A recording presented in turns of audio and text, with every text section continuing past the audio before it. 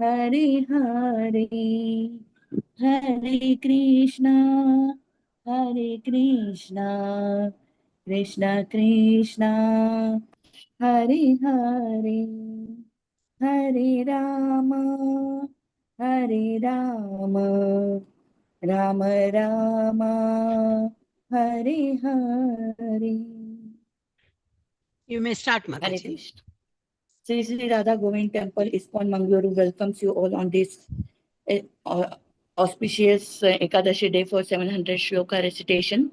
All glories to disciplic succession, founder Acharya, His Divine Grace, A.C. Bhakti Vedanta Swami Shri Prabhupada ki jai, His Holiness, His Grace Jai Pataka Swami, Guru Maharaj ki jai, and Temple President, His Grace Namanishta Das Prabhuji ki jai. Starting with Mangalacharan. Om Ajnanatimirandhasya ज्ञानाञ्जनशलाकया चक्षुरुन्मिलितं येन तस्मै श्री गुरवे नमः. श्रीचैतन्यमनोभीष्टं स्थापितं येन भूतले स्वयं रूपः कदा मह्यं ददाति स्वपदान्तिकम्. वन्देऽहं श्रीगुरो श्रीयुतपदकमलं श्रीगुरुं वैष्णवांश्च श्रीरूपं साग्रजातं सगणरघुनाथान्वितं तं सजीवं साद्वैतं सावधूतं परिजनसहितं कृष्णचैतन्यदेवं श्रीराधा कृष्णपादान् सहगणललिता श्रीविशाखान्वितांश्च. हे कृष्ण करुणा सिंधो दीनबंधो जगत्पते गोपेश गोपिका कांता राधाकांत नमोस्तुते. तप्त कांचन गौरांगी राधे वृंदावनेश्वरी वृषभानुसुते देवी प्रणमामि हरिप्रिये. वाञ्छाकल्पतरुभ्यश्च कृपा सिन्धुभ्य एव च पतितानां पावनेभ्यो वैष्णवेभ्यो नमो नमः. नमः ॐ विष्णुपादाय कृष्णप्रेष्ठाय भूतले श्रीमति भक्ति वेदांत स्वामिनी इति नामिने. नमस्ते सरस्वती देवे गौरवाणी प्रचारिणे निर्विशेष शून्यवादी पाश्चात्य देशतारिणे. जय श्री कृष्ण चैतन्य प्रभु नित्यानंद श्री अद्वैत गदाधर श्रीवासादि गौर भक्त वृंद. हरे कृष्णा कृष्ण कृष्णा हरे हरे, हरे राम राम राम हरे हरे. हरे कृष्णा कृष्ण कृष्णा हरे हरे, हरे राम राम राम हरे हरे. भगवद गीता महात्म्य बाय आदि शंकराचार्य. टेक्स्ट 1. गीता शास्त्रमिदं पुण्यं यः पठेत् प्रयत पुमान् विष्णोः पदम् अवाप्नोति भयशोकादिवर्जितः. One who with a regulated mind recites with devotion the Bhagavad Gita scripture, which is the bestower of all virtue, will attain to a holy abode, such as Vaikuntha, the residence of Lord Vishnu, which is always free from the mundane qualities based on fear and lamentation. Hare Krishna. Text 2. गीताध्ययनशीलस्य प्राणायामपरस्य च नैव सन्ति हि पापानि पूर्वजन्म कृतानि च. If one reads Bhagavad Gita very sincerely and with all seriousness, then by the grace of the Lord, the reactions of his past misdeeds will not act upon him. Hare Krishna. Text 3. मलिनैर्मोचनं पुंसां जलस्नानं दिने दिने सकृद्गीताम्भसि स्नानं संसारमलनाशनम्. One may cleanse himself daily by taking a bath in water, but if one takes a bath even once in the sacred Ganges water of Bhagavad Gita, for him the dirt of material life is altogether vanquished. Hare Krishna, text 4. गीता सुगीता कर्तव्या किमन्यैः शास्त्रविस्तरैः या स्वयं पद्मनाभस्य मुखपद्मात् विनिसृताः. Because Bhagavad Gita is spoken by the Supreme Personality of Godhead, one need not read any other Vedic literature. One need only attentively and regularly hear and read Bhagavad Gita. In the present age, people are so absorbed in the mundane activities that it is not possible for them to read all the Vedic literatures. But this is not necessary. This one book, Bhagavad Gita, will suffice because it is the essence of all Vedic literature, and it especially because it is spoken by the Supreme Personality of Godhead. Hare Krishna. Text 5. भारतामृत सर्वस्वं विष्णो वक्त्राद्विनिसृतं गीता गंगोदकं पीत्वा पुनर्जन्म न विद्यते. By drinking the Ganges water of Gita, the divine quintessence of the Mahabharata emanating from the holy lotus mouth of Lord Vishnu, one will never take rebirth in the material world again. In the other words, by devotionally reciting the Gita, the cycle of birth and death is terminated. Hare Krishna. Text 6. Sarvopanishado gavo dogdha gopala nandanaha parthovatsa sudirbhokta dugdham gitamrutam mahat. All the Upanishads are like a cow, and the milker of the cow is Lord Sri Krishna, the son of Nanda. Arjuna is the calf, the beautiful nectar of the Gita is the milk, and the fortunate devotees of fine tasting intellect are the drinkers and enjoyers of that. Hare Krishna. Ekam Shastram Devaki Putra Geetam, Eko Devo Devaki Putra Eva, Eko Mantrastasya Namani Yani, Karmapekam Tasya Devasya Seva.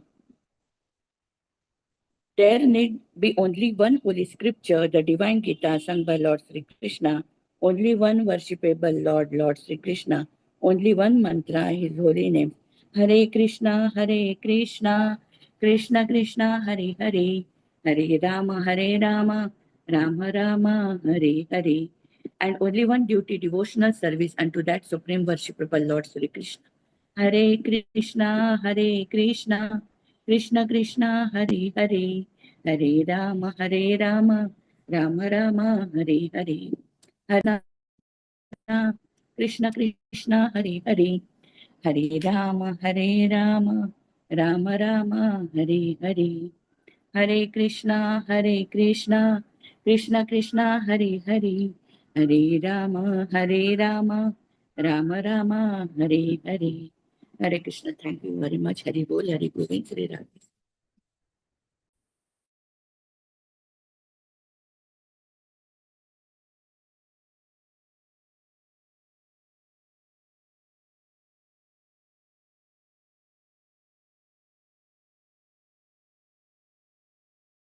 Hare Krishna, Ganta Shrivartan Prabhuji.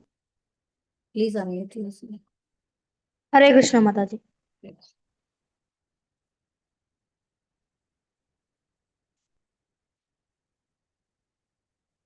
श्रीमद् भगवद गीता अथ प्रथमोऽध्यायः अर्जुन विषादयोगः धृतराष्ट्र उवाच धर्मक्षेत्रे कुरुक्षेत्रे समवेतायुत्सवः मामका पाण्डवाश्चैव किमकुर्वत सञ्जय सञ्जय उवाच दृष्ट्वा तु पाण्डवानीकं व्यूढं दुर्योधनस्तदा आचार्यमुपसङ्गम्य राजा वचनमब्रवीत् पश्यैतां पाण्डुपुत्राणाम् आचार्यमहतीं जमुम् व्यूढं द्रुपदपुत्रेण तव शिष्येण धीमता अत्र शूरा महेश्वासा भीमार्जुनसमायुधि युयुधानो विराटश्च द्रुपदश्च महारथा दृष्टकेतुश्च गीतानाकाशीराजश्च वीर्यवान् पुरुचित्कुन्तिभोजस्य चैवश्च नरपुङ्गव पितामन्युश्च विक्रान्ता उत्तमोजश्च वीर्यवान् सौभद्रो द्रौपदेयश्च सर्व एव महारथा अस्माकानुविशिष्टा एतानि भूताद्योत्तमा नायकाम सैन्यस्य सैन्यार्थं तान् ब्रवीमि ते भगवान् भीष्मश्च कर्णश्च कृपश्च समितिञ्जय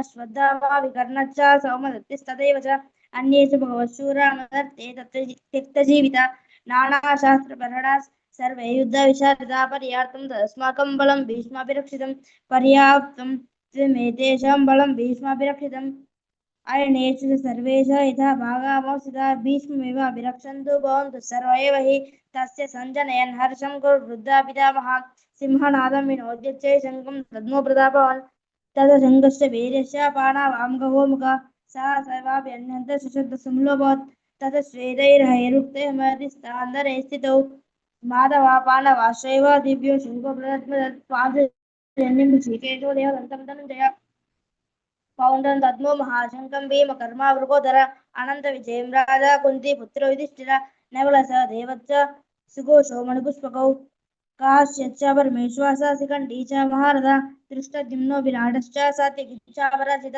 द्रुपदो द्रौपदेयश्च सर्वशक्तिपदे सौभद्रश्च महाबाहो शङ्कान् दद्मो पृथक् स घोषोदार्तराष्ट्राणां हृदयानि विदारयत् नभश्च पृथिवीं चैव तुमुलो वेणुनादयन् अथ व्यवस्थितान् दृष्ट्वा राष्ट्रान् कपिध्वज प्रवृत्ते शस्त्रसम्पादे धनुरुद्यम्य पाण्डवा ऋषिकेशं तथा वाक्यमिदा महामहीपते अर्जुनोवाच सेनयोरुभयोर्मध्ये रथं स्थापयामेष्या यावदेतानि वृक्षेऽहं योद्धुकामानवस्थितान् कैर्मया सह योद्धव्यम् अस्मिन् रणसमुद्यमे योत्समानानवेक्षेऽहं य तत्र समागता धार्तराष्ट्रस्य दुर्बुद्धे युद्धे प्रियचिकीर्षवा सञ्जय उवाच एवमुक्तो ऋषिकेशो गूढकेशेन भारत सेनयोरुभयोर्मध्ये स्थापयित्वा रथोत्तमं भीष्मद्रोणप्रमुखतः सर्वेषां च महीक्षीरम् उवाच पार्थ पश्चैतान् समावेदान् कुरूनिति तत्र पश्चात् स्थितान् पार्थ पितृनादा पितामहान् आचार्यान् मातरान् भ्रातॄन् पुत्रान् पौत्रान् सखीन् सदा स्वशुराः सहोदरश्चैव सेनयोरुभयोरपि ता समीक्षितः कौन्तेय सर्वान् बन्धून् नमस्थितान् कृपया परयाविष्टो विषीदन्निदमब्रवीत् अर्जुन उवाच दृष्ट्वेवं स्वजनं कृष्णायुस्तुं मम समुपस्थितं सीदन्ति मम गात्राणि मुखं च परिशुष्यति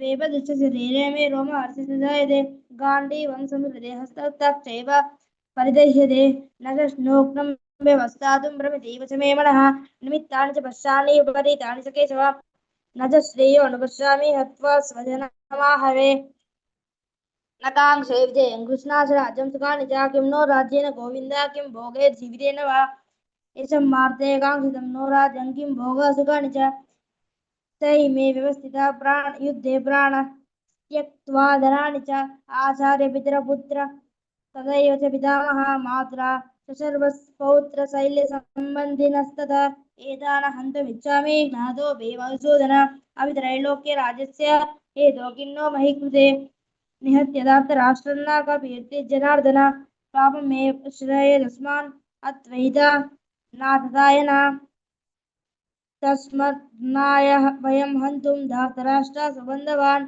स्वजनं हि कथं हत्वा सुखिनः स्याम माधव यद्यभेदेन पश्यन्ति लोकोपाहत चेत् सदा कुलक्षयकृतं दोषं मित्रद्रोहे च मातकं कथं न ज्ञेयमस्माभिः पापदस्मानिवर्तितं कुलक्षयकृतं दोषं प्रपश्यन्ति जनार्दन कुलक्षये प्रणश्यन्ति कुलधर्मा सनातन धर्मे नष्टे कुलं कृष्णम् अधर्मो विभवत्पिता अधर्मं विभवत् कृष्ण प्रदुष्यन्ति कुलश्रय स्त्रीषु दृष्टेषु वर्ष्णेय जायते वर्णशङ्करः शङ्करो नरकाय वा कुलज्ञानं कुलस्य च वदन्ति विद्रोहेश्यं लुप्तपिण्डोदकप्रियदोषैराते कुलज्ञानं वर्णशङ्करकारकै उस्यादन्ते धर्म कुलधर्मश्रता उत्साहकुलधर्माणां मनुष्याणां जनार्दन नरकेणेतं वासो भवतीत्यानुश्रमा आहो बाधा महत्पानं कर्तुं व्यवस्थिता वयं यदृशसुखलोभेन हन्तुं स्वजनमद्यता यदि मम प्रतीकारमशास्त्रं शास्त्रपारायणं धार्तराष्ट्राणो हन्ये तन्मे क्षेमधर्मः सञ्जय उवाच एवमुक्तात्मसङ्कीर्तोपैतोपैषत् विसृज्य सचारं चापं शोकसंविघ्नमानसः इति श्रीमद्भगवद्गीता उपनिषत्सु ब्रह्मविद्यायां योगशास्त्रे श्रीकृष्णार्जुनसंवादे अर्जुनविषादयोगो नाम प्रथमोऽध्यायः समाप्तः। हरे कृष्णा कृष्ण हरे कृष्ण हरे कृष्ण कृष्ण हरे राम हरे राम हरे राम हरे Ram Hare Hare Krishna Hare Hare Krishna हरे Hare Rama हरे Hare Rama Hare कृष्ण हरे राम Rama राम राम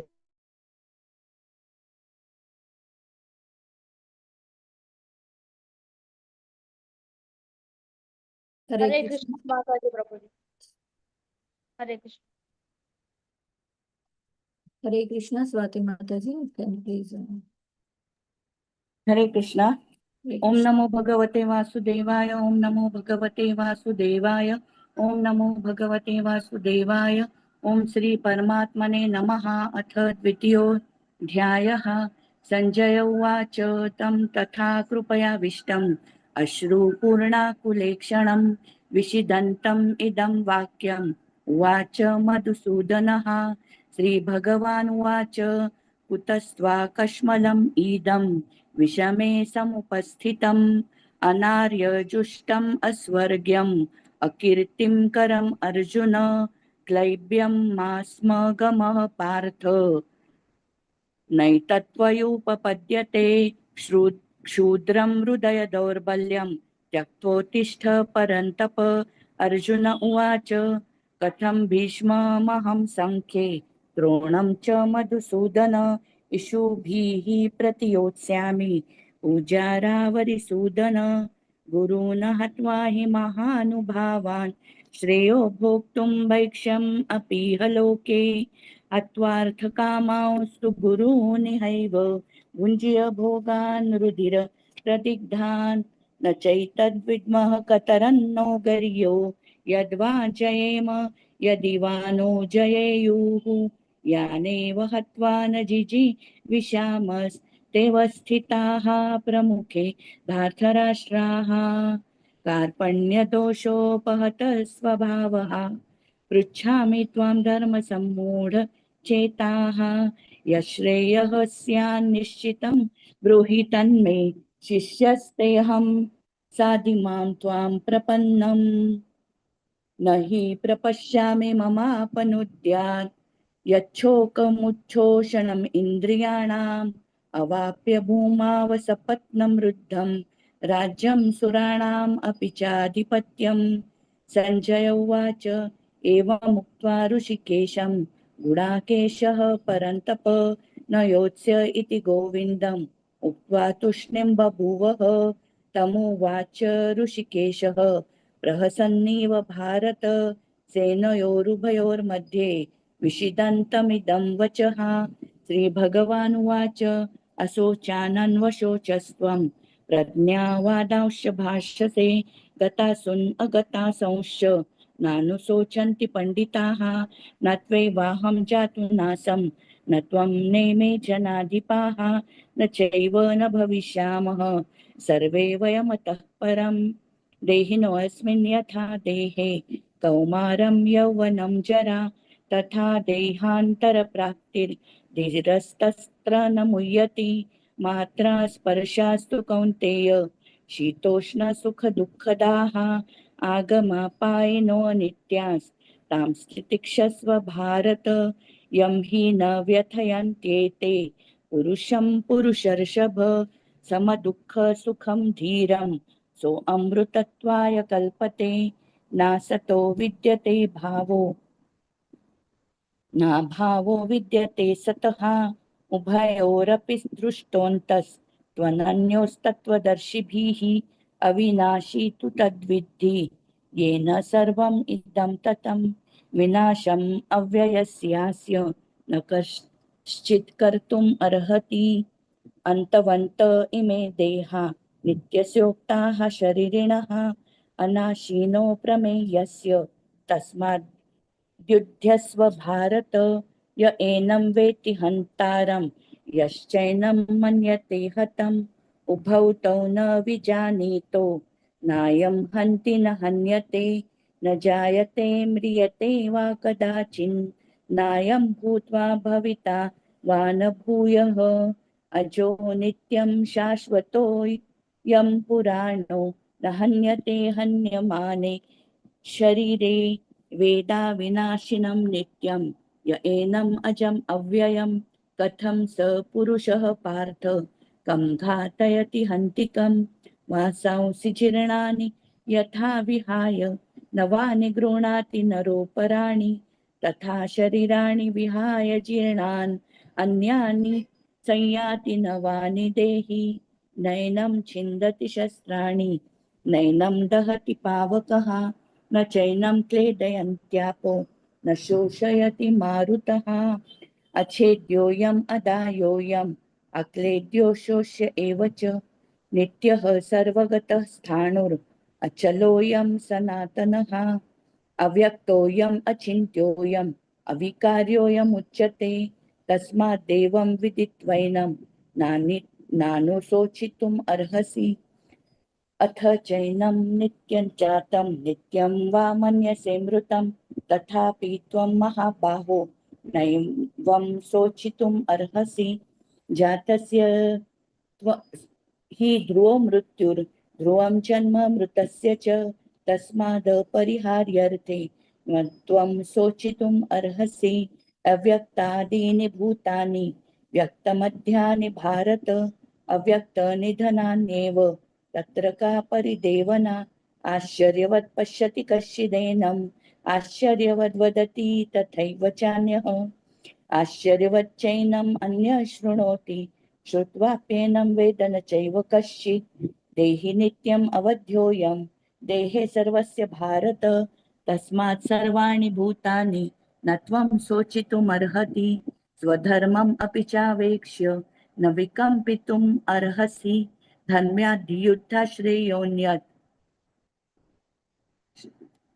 क्षत्रियस्य न विद्यते यदृच्छया चोपपन्नं स्वर्गद्वारम् अपावृतं सुखिनः क्षत्रियाः पार्थ लभन्ते युद्धम् ईदृशम् अथ चेत्त्वम् इमं धर्म्यं सङ्ग्रामं न करिष्यसि ततः स्वधर्मं कीर्तिं च हित्वा पापम् अवाप्स्यसि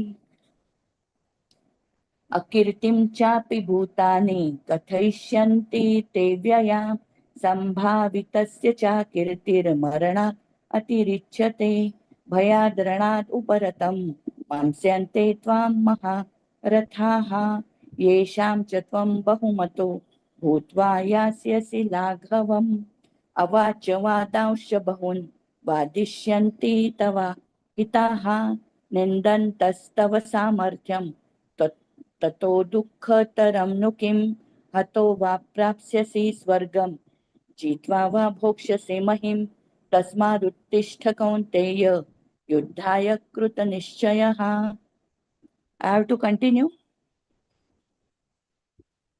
Yes, Mataji. Okay.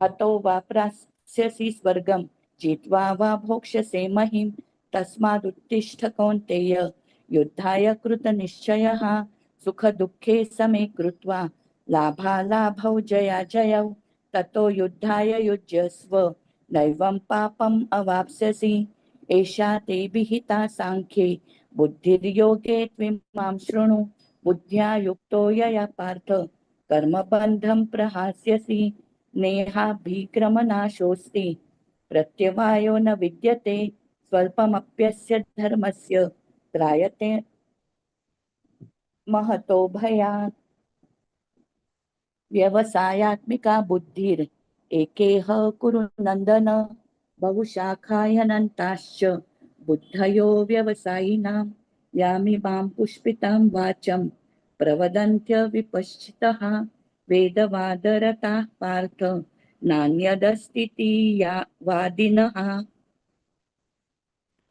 कामात्मानः स्वर्गपरा जन्मकर्म फलप्रदां क्रियाविशेषबहुलां भोगैश्वर्यगतिं प्रति भोगैश्वर्यप्रसक्तानां तया परतचेतसां व्यवसायात्मिका बुद्धिः समाधौ न विधीयते त्रैगुण्य विषया वेदा निस्त्रैगुण्यो भवार्जुन निर्द्वन्द्वो नित्यसत्त्वस्थो निर्योगक्षेम आत्मवान् यावान् अर्थ उदपाने सर्वतः संप्लुतोदके तावान् सर्वेषु वेदेषु ब्राह्मणस्य विजानतः कर्मण्येवाधिकारस्ते मा फलेषु कदाचन मा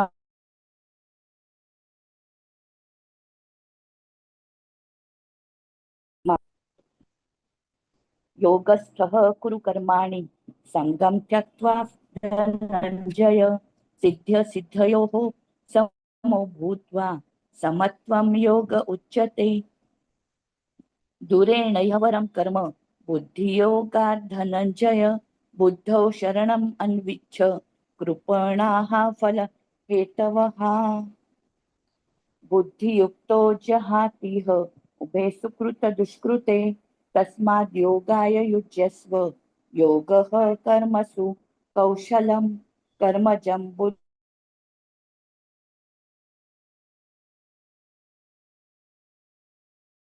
विनिर्मुक्ताः पदं गच्छन्त्यनामयम् यदा ते मोहकलिलं बुद्धिर्व्यतितरिष्यति तदा गन्तांसि निर्वेदं श्रोतव्यस्य श्रुतस्य च श्रुतिविप्रतिपन्ना ते यदा स्थास्यति निश्चला समाधावचला बुद्धिस्तदा योगम् अवाप्स्यसि अर्जुन उवाच स्थितप्रज्ञस्य का भाषा समाधिस्थस्य केशव स्थितधीः किं प्रभाषेत किमासीत व्रजेत किम् श्रीभगवानुवाच प्रजहाति यदा कामांस् सर्वान् पार्थ मनोगतान् आत्मन्येवात्मना तुष्टः स्थितप्रज्ञस्तदोच्यते दुःखेष्वनुद्विग्नमनाः सुखेषु विगतस्पृहः वीतरागभयक्रोधः स्थितधीर्मुनिरुच्यते यः सर्वत्र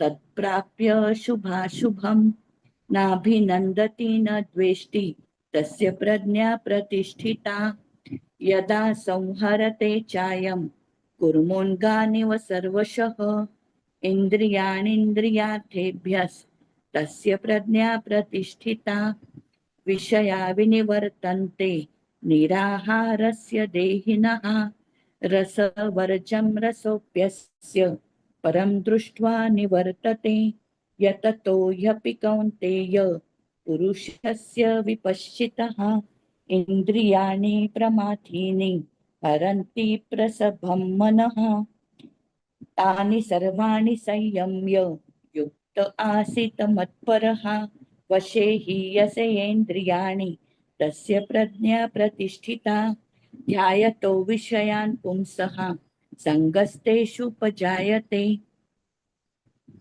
संगात् संजायते कामः कामात् क्रोधोऽभिजायते क्रोधात् भवति सम्मोहः सम्मोहात् स्मृतिविभ्रमः स्मृतिभ्रंशात् बुद्धिनाशो बुद्धिनाशात् प्रणश्यति रागद्वेषवियुक्तैस्तु विषयान् इन्द्रियैश्चरन् आत्मवश्यैर्विधेयात्मा प्रसादम् अधिगच्छति प्रसादे सर्वदुःखानां हानिरस्योपजायते प्रसन्नचेतसो यासु बुद्धिः पर्यवतिष्ठते नास्ति बुद्धिरयुक्तस्य न चायुक्तस्य भावना न चाभावयतः शान्तिर् अशान्तस्य कुतः सुखम्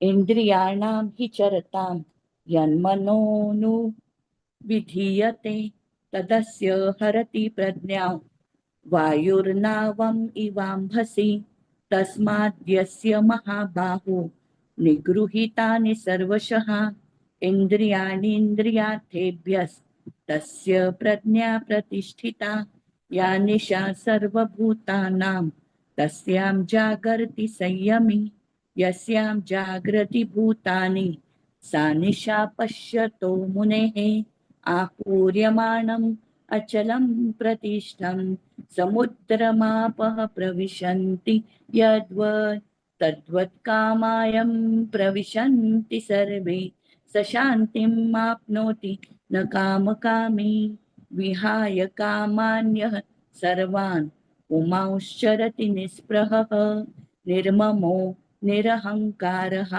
स शान्तिम् अधिगच्छति। एषा ब्राह्मी स्थितिः पार्थ नैनां प्राप्य विमुह्यति। स्थित्वा स्यान्मन्तकालेऽपि ब्रह्मनिर्वाणं रुच्छति।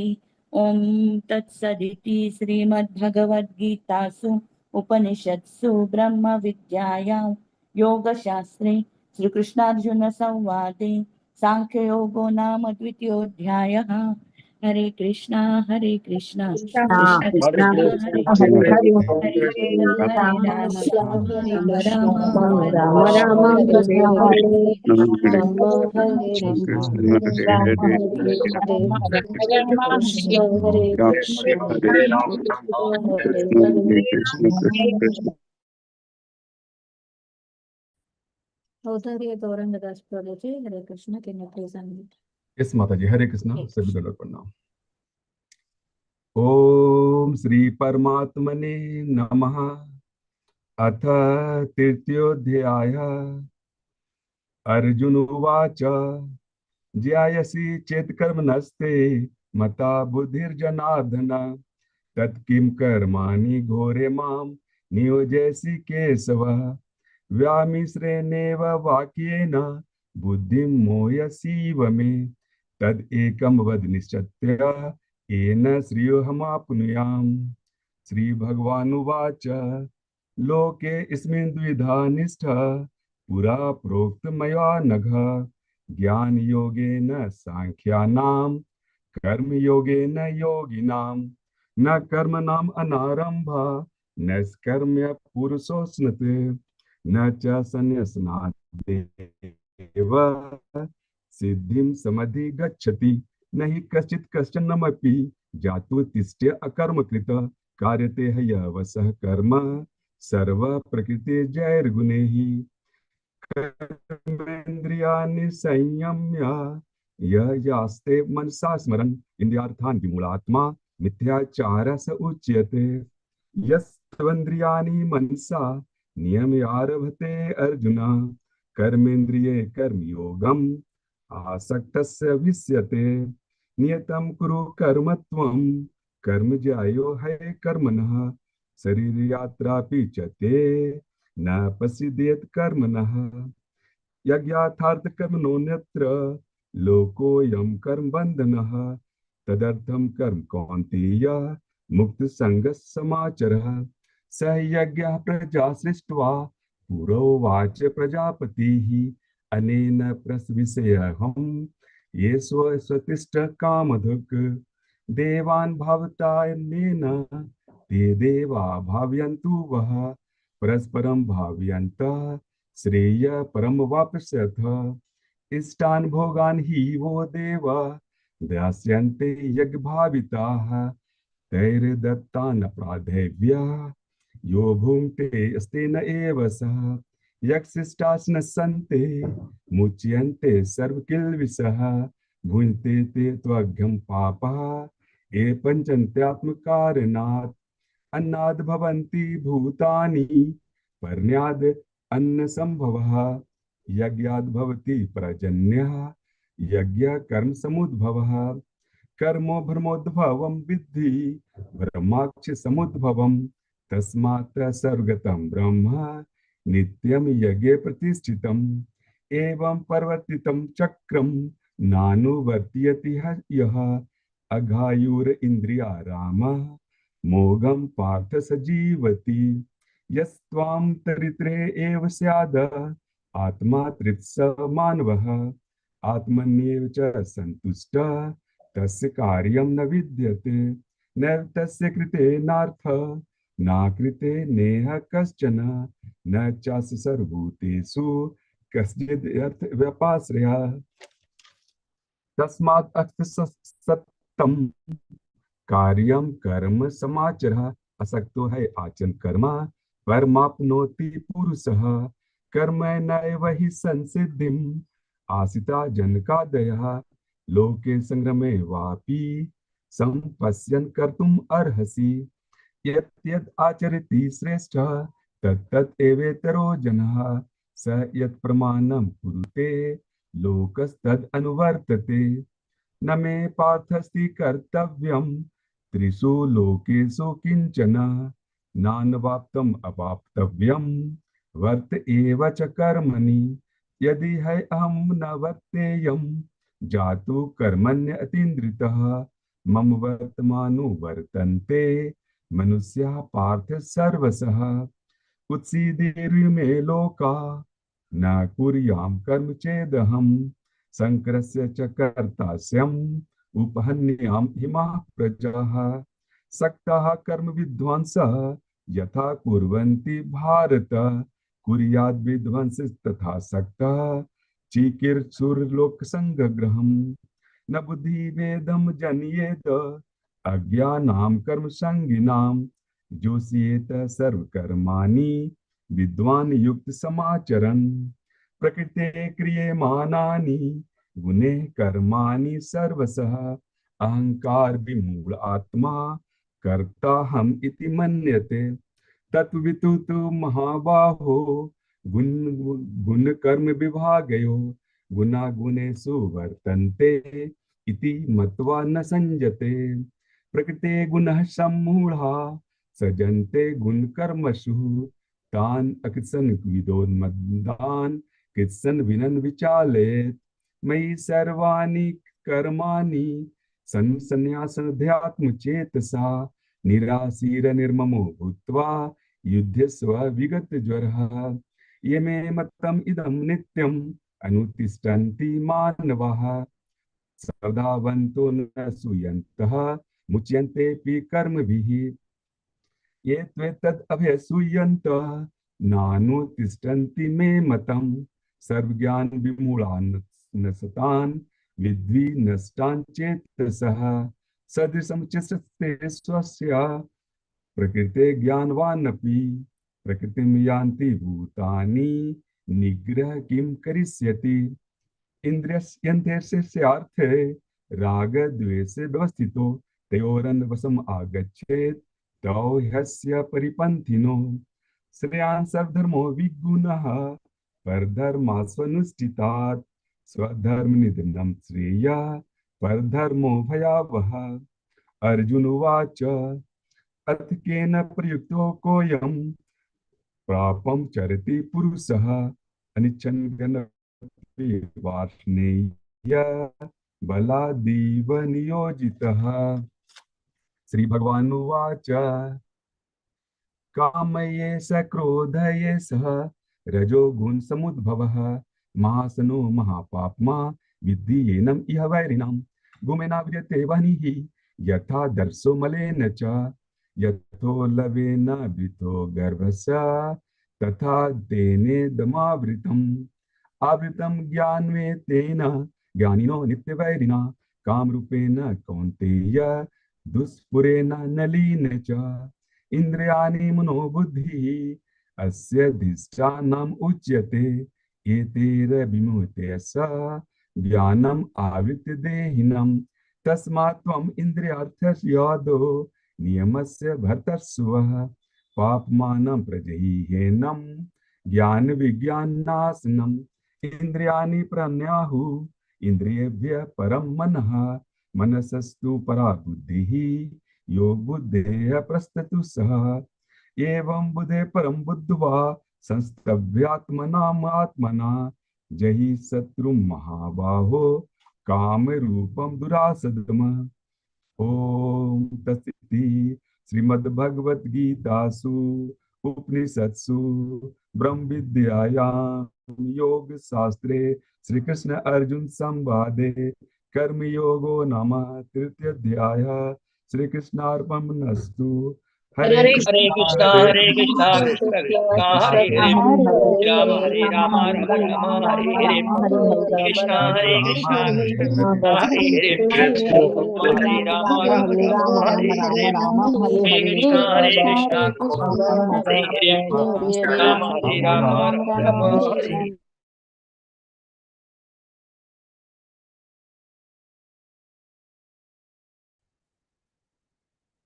हरे कृष्णा गिरिजा माता जी, प्लीज अनम्यूट योरसेल्फ। ఓం నమో భగవతే వాసుదేవాయ. ఓం శ్రీ పరమాత్మనే నమః. అథ చతుర్థోధ్యాయః జ్ఞానకర్మ సన్యాసయోగః. శ్రీ భగవానువాచ ఇవం వివస్వతే యోగం ప్రోక్తవానహమవ్యయం వివస్వాన్ మనవే ప్రాహ మనురిచ్వా కవే బ్రవీత్.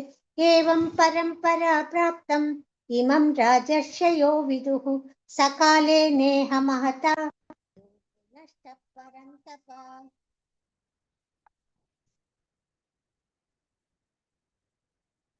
తయేవాయం మయా తేజ్య యోగ ప్రోక్తః పురాతనః భక్తోసి మే సఖా చేతి రహస్యం హేతదుత్తమం.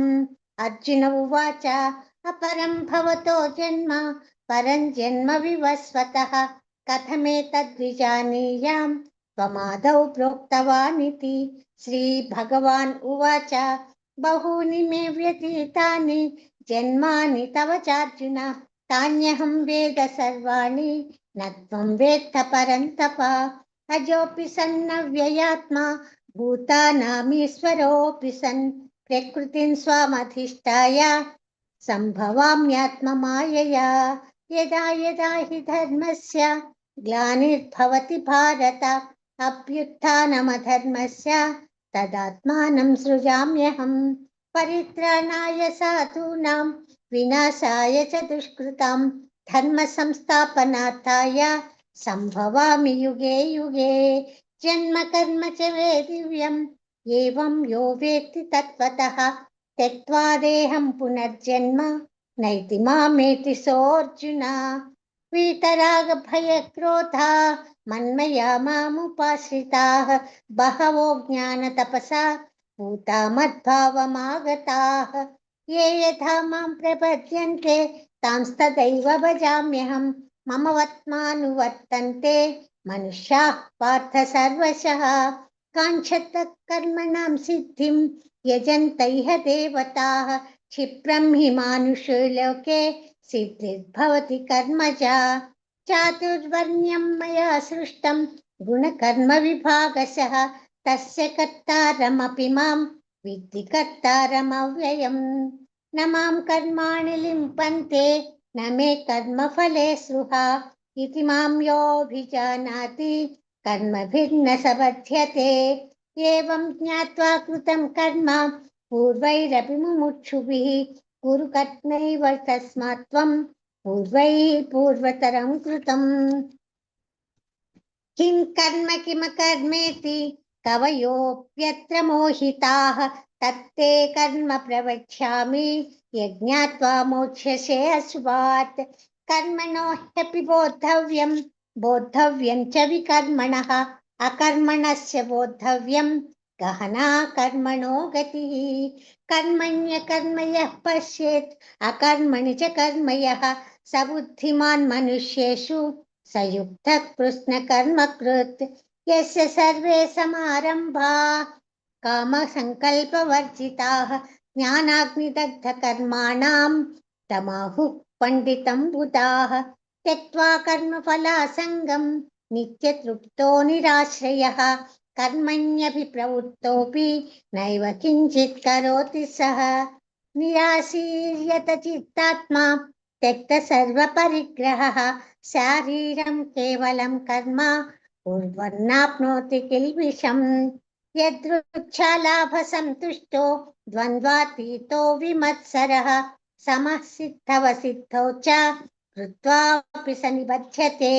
గతసంగస్య ముక్తస్య జ్ఞానావస్థితచేతసః యజ్ఞయాచరతః కర్మ సమగ్రం ప్రవిలీయతే.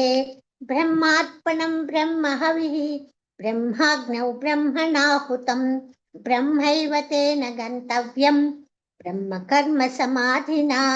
దైవమేవాపరే యజ్ఞం యోగినః పర్యుపాసతే బ్రహ్మాజ్ఞావపరే యజ్ఞం యజ్ఞేనైవోపజుహ్వతి.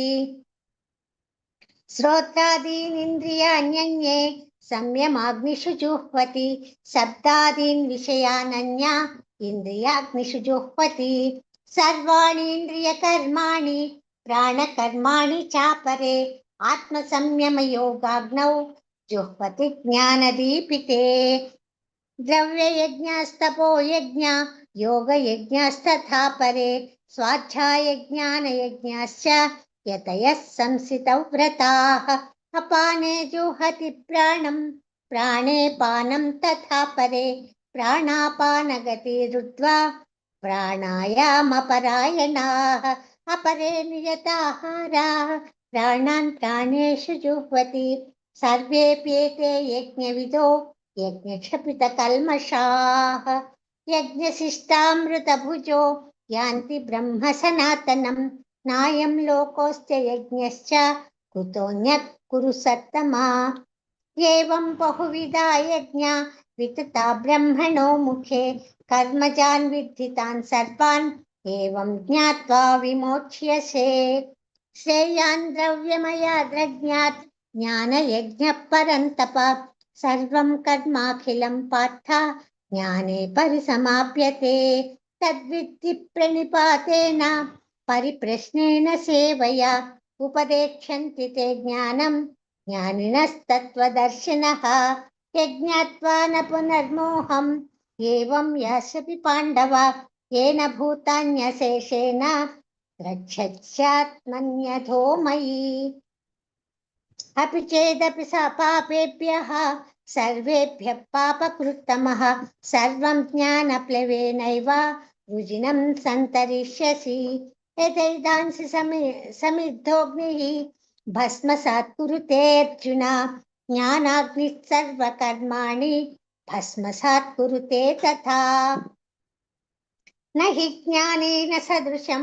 पवित्रमिह विद्यते तत्स्वयं योगसंसिद्धः कालेनात्मनि विन्दति श्रद्धावान् लभते ज्ञानं तत्परः संयतेन्द्रियः ज्ञानं लब्ध्वा परं शान्तिम् अचिरेणाधिगच्छति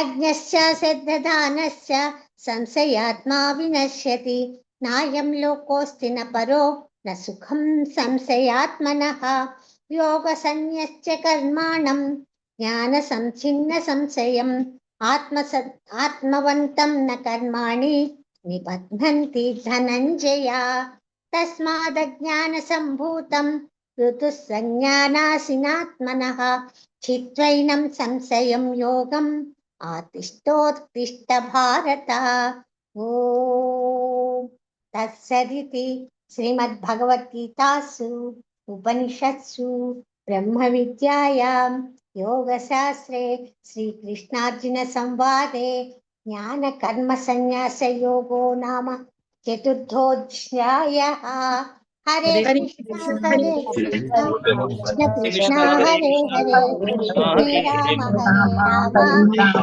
राम हरे हरे हरे हरे कृष्ण हरे कृष्ण हरे कृष्ण हरे हरे हरे हरे हरे राम राम राम हरे हरे राम हरे हरे सत्यवती माताजी प्लीज अनम्यूट योरसेल्फ। ओम नमो भगवते वासुदेवाय। अथ पंचमोऽध्यायः कर्मसन्न्यासयोगः। अर्जुन उवाच सन्न्यासं कर्मणां कृष्ण पुनर्योगं च संससि यच्छ्रेययेतयेरकं तन्मे ब्रूहि सुनिश्चितम्। श्रीभगवानुवाच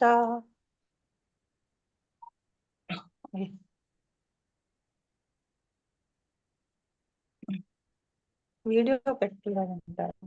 ఓకే ఓకే మాతాజీ మళ్ళీ చదువుతున్నాను. అత పంచమోऽధ్యాయः అర్జున ఉవాచ సన్యాసం కర్మణాం కృష్ణ పునర్యోగం చ సంససి యచ్ఛ్రేయయేత योरेकं तन्मे ब्रूहि सुनिश्चितं। श्रीभगवानुवाच सन्न्यासस्कर्मयोगश्च निःश्रेयसकरावुभौ तयोस्तु कर्मसन्न्यासात् कर्मयोगो विशिष्यते। ज्ञेयस नित्यसन्न्यासी यो न द्वेष्टि न काङ्क्षति निर्द्वन्द्वो हि महाबाहो सुखं बन्धात् प्रमुच्यते। सांख्ययोगो प्रगतबालाः प्रवदन्ति पंडिताः एकमप्यास्थितः सम्यको वयोर्विन्दते फलम् यत्साङ्ख्यै प्राप्यते स्थानं तद्योगैरपि गम्यते एकं साङ्ख्यं च योगं च यः पश्यति स पश्यति सन्न्यासस्तु महाबाहो दुःखमाप्नोमयो गतः योगयुक्तो मुनिर्ब्रह्मा न चिरेणाधिगच्छति योगयुक्तो विशुद्धात्मा विजितात्मा विजितेन्द्रियः सर्वभूतात्मा कुर्वन्नपि न लिप्यते नैव किञ्चित् करोमीति युक्तो मन्यते तत्त्ववित् पश्यन् शृण्वन् स्पृशन् जिघ्नन् अस्मिन् गच्छन् स्वपन् स्वसन् प्रलपन् विसृजन् गृह्णन् निमिषन्नपि इन्द्रियाणीन्द्रियातेषु वर्तन्त इति धारयान् ब्रह्मण्याधाय कर्माणि संगं त्यक्त्वा करोति यः लिप्यते न स पापेन पद्मपत्रमिवाम्बसा कायेन न सा बुद्ध्या केवलैर्विन्द्रियैरपि योगिनः कर्म कुर्वन्ति संगं त्यक्त्वा आत्मशुद्धये युक्तः कर्मफलं त्यक्त्वा शान्तिमाप्नोति नैष्टिकीम् आयुक्तः कामकारेण फले सक्तो निबध्यते सर्वकर्माणि मनसा सन्न्यस्यास्ते सुखं वसि नवद्वारे पुरे देहि नैव कुर्वन्न कारयन् न कर्तृत्वं न कर्माणि लोकस्य सुदति प्रभुः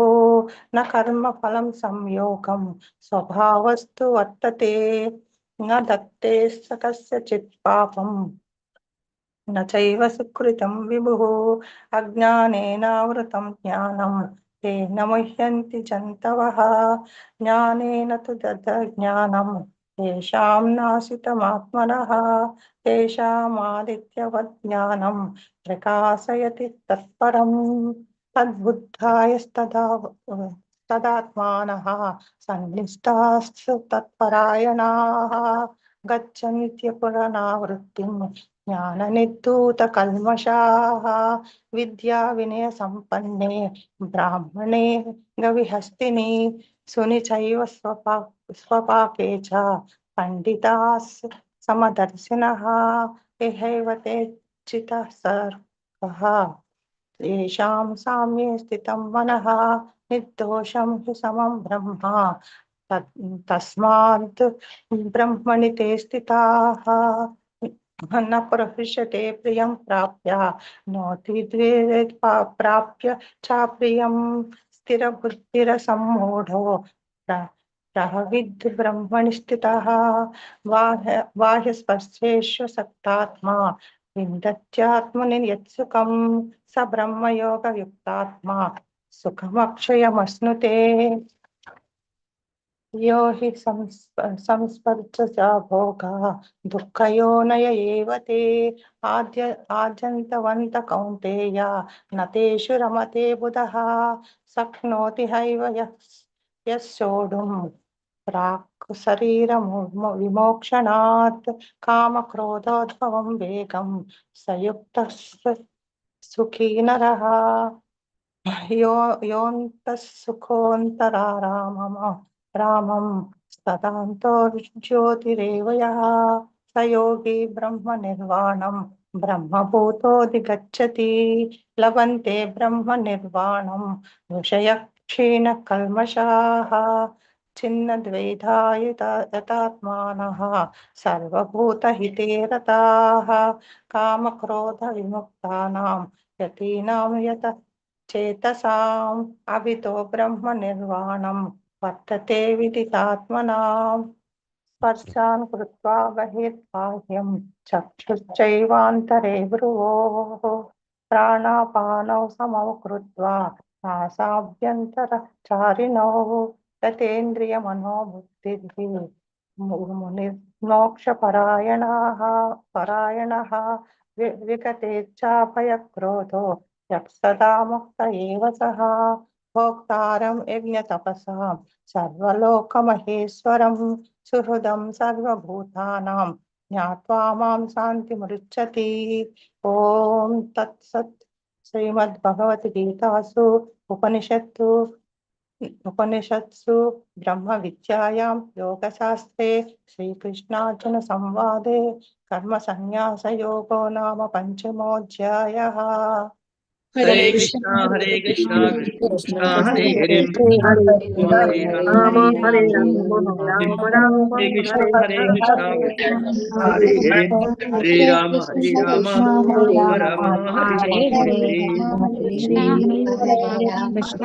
हरे हरे।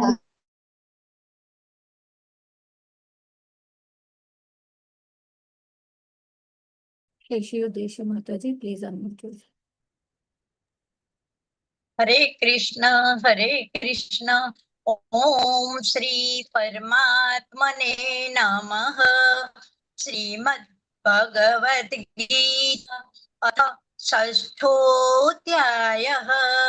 श्री भगवानुवाच अनाश्रितः कर्मफलं कार्यं कर्म करोति च स सन्न्यासी च योगी च न निरग्निः चाक्रिय यं सन्न्यासमिति प्राहुर्योगं त्वं विद्धि पाण्डव।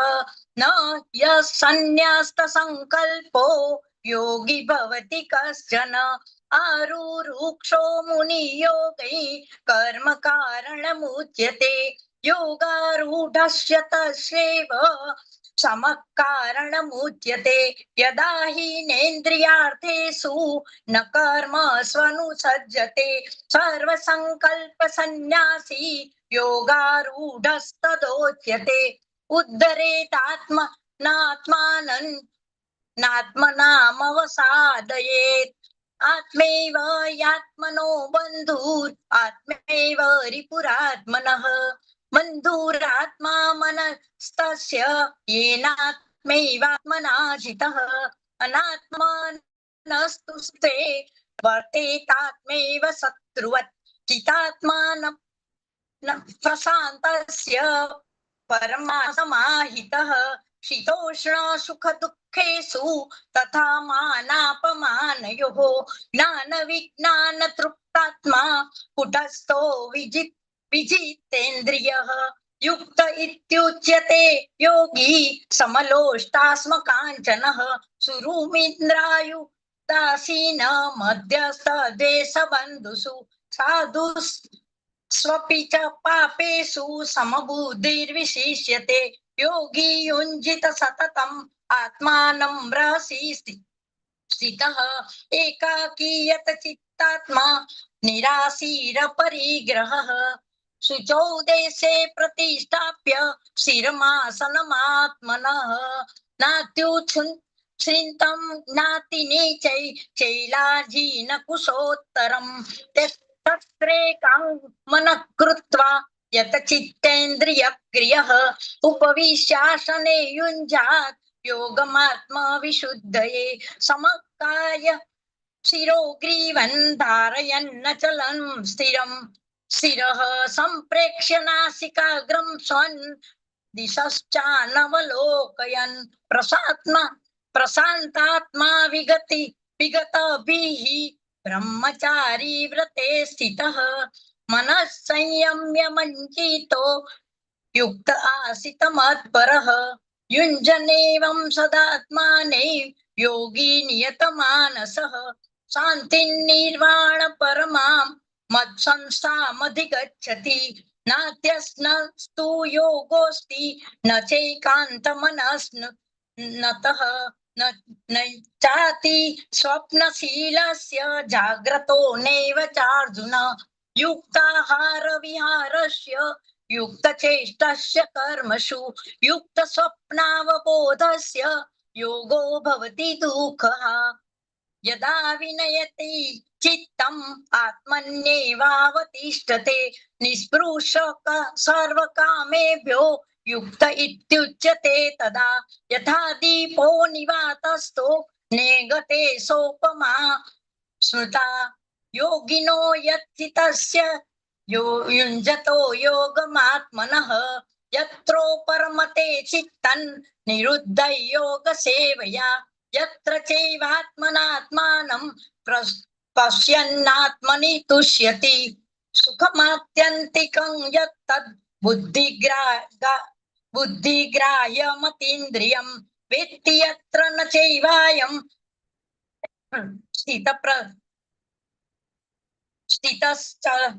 स्थितश्चलति तत्त्वतः यल्लब्ध्वा च परं लाभं मन्यते नाधिकं ततः यस्मिन् स्थितो न दुःखेन गुरुणापि विचाल्यते तं विद्यात् दुःख संयोग वियोगं योग संज्ञितं सनिश्चयेन योक्तव्यो योगो निर्मण्य चेतसा संकल्प प्रभवान् कामांस त्यक्त्वा सर्वान् शेषतः मनस्सैवेन्द्रियग्रामौ विनियम्य समन्ततः शनैः-शनैरूप रमेद बुद्ध्या धृतिगृहीतया आत्मसंस्थं मनः कृत्वा न किञ्चित् चिन्तयेत् यतो यतो निश्चरति मनश्चलमस्थिरं ततस्ततो नियमे तद्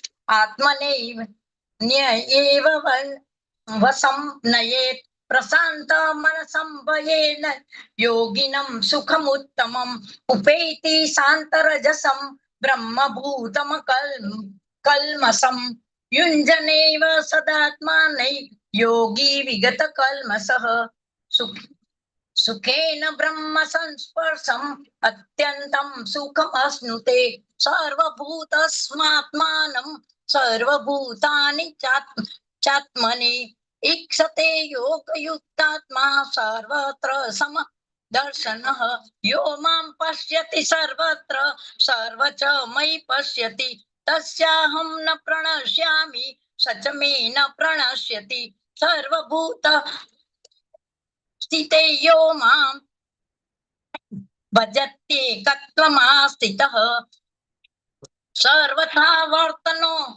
वर्तमानोऽपि स योगी मयि वर्तते आत्मौपम्येन सर्वत्र समं पश्यति अर्जुन सुखं वा यदि वा दुःखं स योगी परमो मत अर्जुन उवाच योऽयं योगस्त्वया प्रोक्तः साम्येन मधुसूदन एतस्याहं न पश्यामि चञ्चलत्वात् स्थितिं स्थिरां चञ्चलं हि मनः कृष्ण प्रमाथि बलवदृढं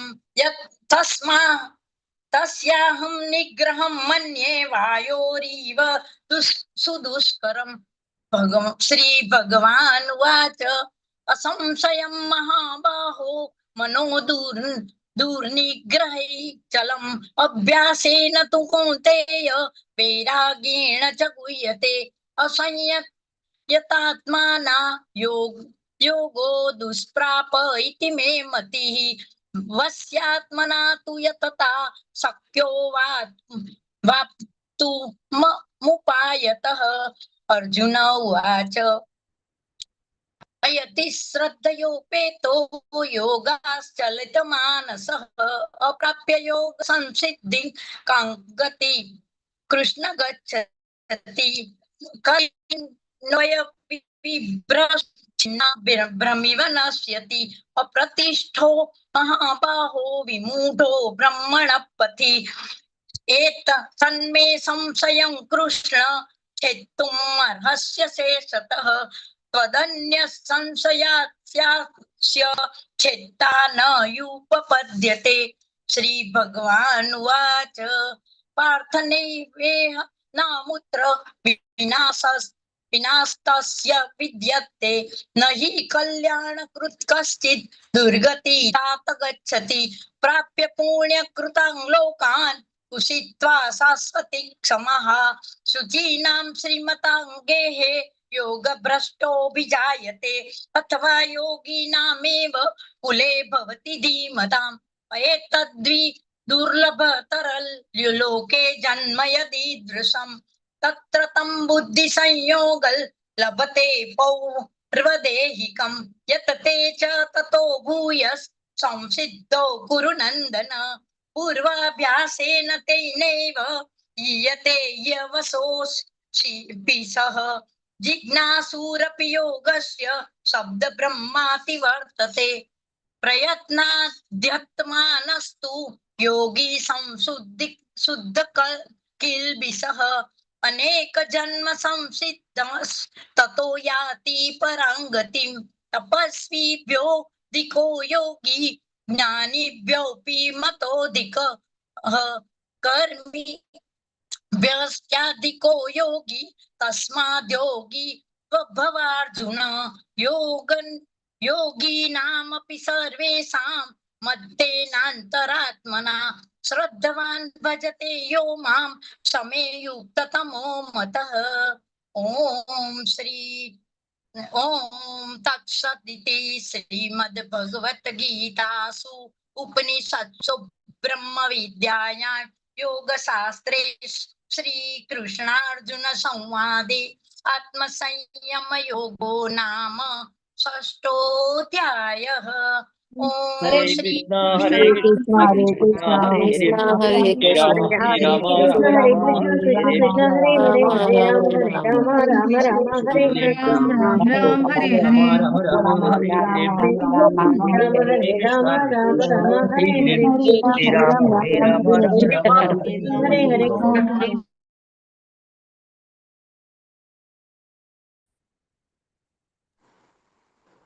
ओम नमो भगवते वासुदेवाय। ओम श्री कृष्ण परमात्मने नमः। अथ सप्तमोऽध्यायः ज्ञान विज्ञान योगः। श्री भगवानुवाच मय्यासक्तमनः पार्थ योगं युञ्जन् मदाश्रयः असंशयं समग्रं मां यथा ज्ञास्यसि तत् शृणु। ज्ञानं तेऽहं सविज्ञानम् इदं वक्ष्याम्यथेशतः यज्ञात्वा नेह भूष्योऽन्यत् ज्ञातव्यमवशिष्यते। मनुष्याणां सहस्रेषु कच्चित् यतति सिद्धये यततामपि सिद्धानां कश्चिन्मां वेत्ति तत्त्वतः। भूमिरापो नलो वायुः कं मनो बुद्धिरेव च अहङ्कार इति यं मे भिन्ना प्रकृतिरष्टधा। अपरेयामितस्त्वन्यं प्रकृति विद्धि मे पराम् जीवभूता महाबाहो ययेदं धार्यते जगत् एतद्योनीनि भूतानि सर्वाणीत्युपधारय अहं कृष्णस्य जगतः प्रभवः प्रलयस्तथा मत्तः परतरं नान्यत् किञ्चिदस्ति धनञ्जय मयि सर्वमिदं प्रोतं सूत्रे मणिगणा इव रसोऽहमस्तु कौन्तेय प्रभास्मि शशिसूर्ययोः प्रणवः सर्ववेदेषु शब्दः खे पौरुषं ऋषो पुण्यो गन्धः स्मृतिर्यां च तेजश्चास्मि विभावसौ जीवनं सर्वभूतेषु तपश्चास्मि तपस्विषु बीजं मां सर्वभूतानां विद्धि पार्थ सनातनं बुद्धिर्बुद्धिमतामस्मि तेजस्तेजस्विनामहम् बलं बलवतां चाहं कामरागविवर्जितं धर्मा विरुद्धो भूतेषु कामोऽस्मि भरतर्षभा ये चैव सात्विका भावा राजसास्तामसाश्चये मत्त एवेति तान् विद्धि न त्वं तेषु ते मयि त्रिभिर्गुणमयै भावे येभिः सर्वमिदं जगत् मोहितं नाभिजानाति मामेभ्यः परमव्ययम् दैवी एषा गुणमयी मम माया दुरत्यया मामेवाये प्रपद्यन्ते मायामेतां तरन्ति ते न मां दुष्कृतिनो मूढाः प्रपद्यन्ते नराधमाः माययापाहृतज्ञाना आसुरं भावमाश्रिताः चतुर्विधा भजन्ते मां जनाः सुकृतिनोऽर्जुन आर्तो जिज्ञासुरर्ताप्ति ज्ञानी च भरतर्षभा तेषां ज्ञानि नित्ययुक्ता एकभक्तिर्विशिष्यते प्रियो हि ज्ञानिनोत्यर्थम् अहं स च मम प्रियः उदारः सर्व एवैते ज्ञानी त्वात्मैव मे मतम् आस्थितः स हि युक्तात्मा मामेवानुत्तमां गतिम् बहूनां जन्मनामन्ते ज्ञानवान् मां प्रपद्यते वासुदेवः सर्वमिति समहात्मा सुदुर्लभः कामैस्तैस्तैर्हृतज्ञानाः प्रपद्यन्तेऽन्यदेवताः तं तं नियममास्ताय प्रकृत्या नियताः स्वया यो यां यां तनुं भक्तः श्रद्धया चितुमिच्छति तस्याचलां श्रद्धां तामेवाविदधाम्यहम् सतया श्रद्धया युक्तः तस्याराधनमीहते लभते च ततः कामान् मयैवाविहितान् हितान् अन्तवत्तु फलं तेषां तद्भवत्यल्पमेधसां देवान् देवयजो यान्ति मद्भक्ता यान्ति मामपि अव्यक्तं व्यक्तिमापन्नं मन्यन्ते माम बुद्धयः परं भावमजानन्तो मामाव्ययमनुत्तमम् न मां प्रकृति न मां प्रकाश sorry, नाहं प्रकाश सर्वस्य योगमायां समावृतः मूढोऽयं नाभिजानाति लोको मामजमव्ययम् वेदाहं समतीतानि वर्तमानानि चार्जुन भविष्यानि च भूतानि मां तु वेद न कश्चन इच्छाद्वेषसमुत्तेन द्वन्द्वमोहेन भारत सर्वभूतानि सम्मोहं सर्गे यान्ति परन्तप येषां स्वन्तगतं पापं जनानां पुण्यकर्मणां ते द्वन्द्वमोहनिर्मुक्ताः भजन्ते मां दृढाः व्रताः जरामरणमोक्षाय मामाश्रित्य यतन्ति ये ते ब्रह्म तद्विदुः कृष्णम् अध्यात्मं कर्म चाखिलं साधिभूतादिदैवं मां साधियज्ञं च ये विदुः प्रयाणकालेऽपि च मां ते विदुर्युक्तचेतसः ॐ तत्सदिति श्रीमद्भगवद्गीतासु उपनिषत्सु ब्रह्मविद्यायां योगशास्त्रे श्रीकृष्णार्जुनसंवादे ज्ञानविज्ञानयोगो नाम सप्तमोऽध्यायः यदक्षरपदभ्रष्टं कृष्ण हरे हरे राम कृष्ण हरे कृष्ण हरे हरे राम हरे राम राम राम हरे हरे कृष्ण हरे कृष्ण कृष्ण हरे राम राम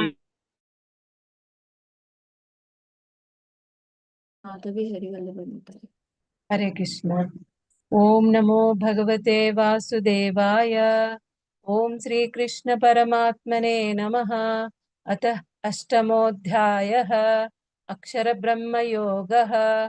अर्जुन उवाच किं तद्ब्रह्म किमध्यात्मं किं कर्म पुरुषोत्तम अधिभूतं च किं प्रोक्तम् अधिदैवं किमुच्यते अधियज्ञः कथं कोत्र देहेऽस्मिन् मधुसूदन प्रयाणकाले च कथं ज्ञेयोऽसि नियतात्मभिः।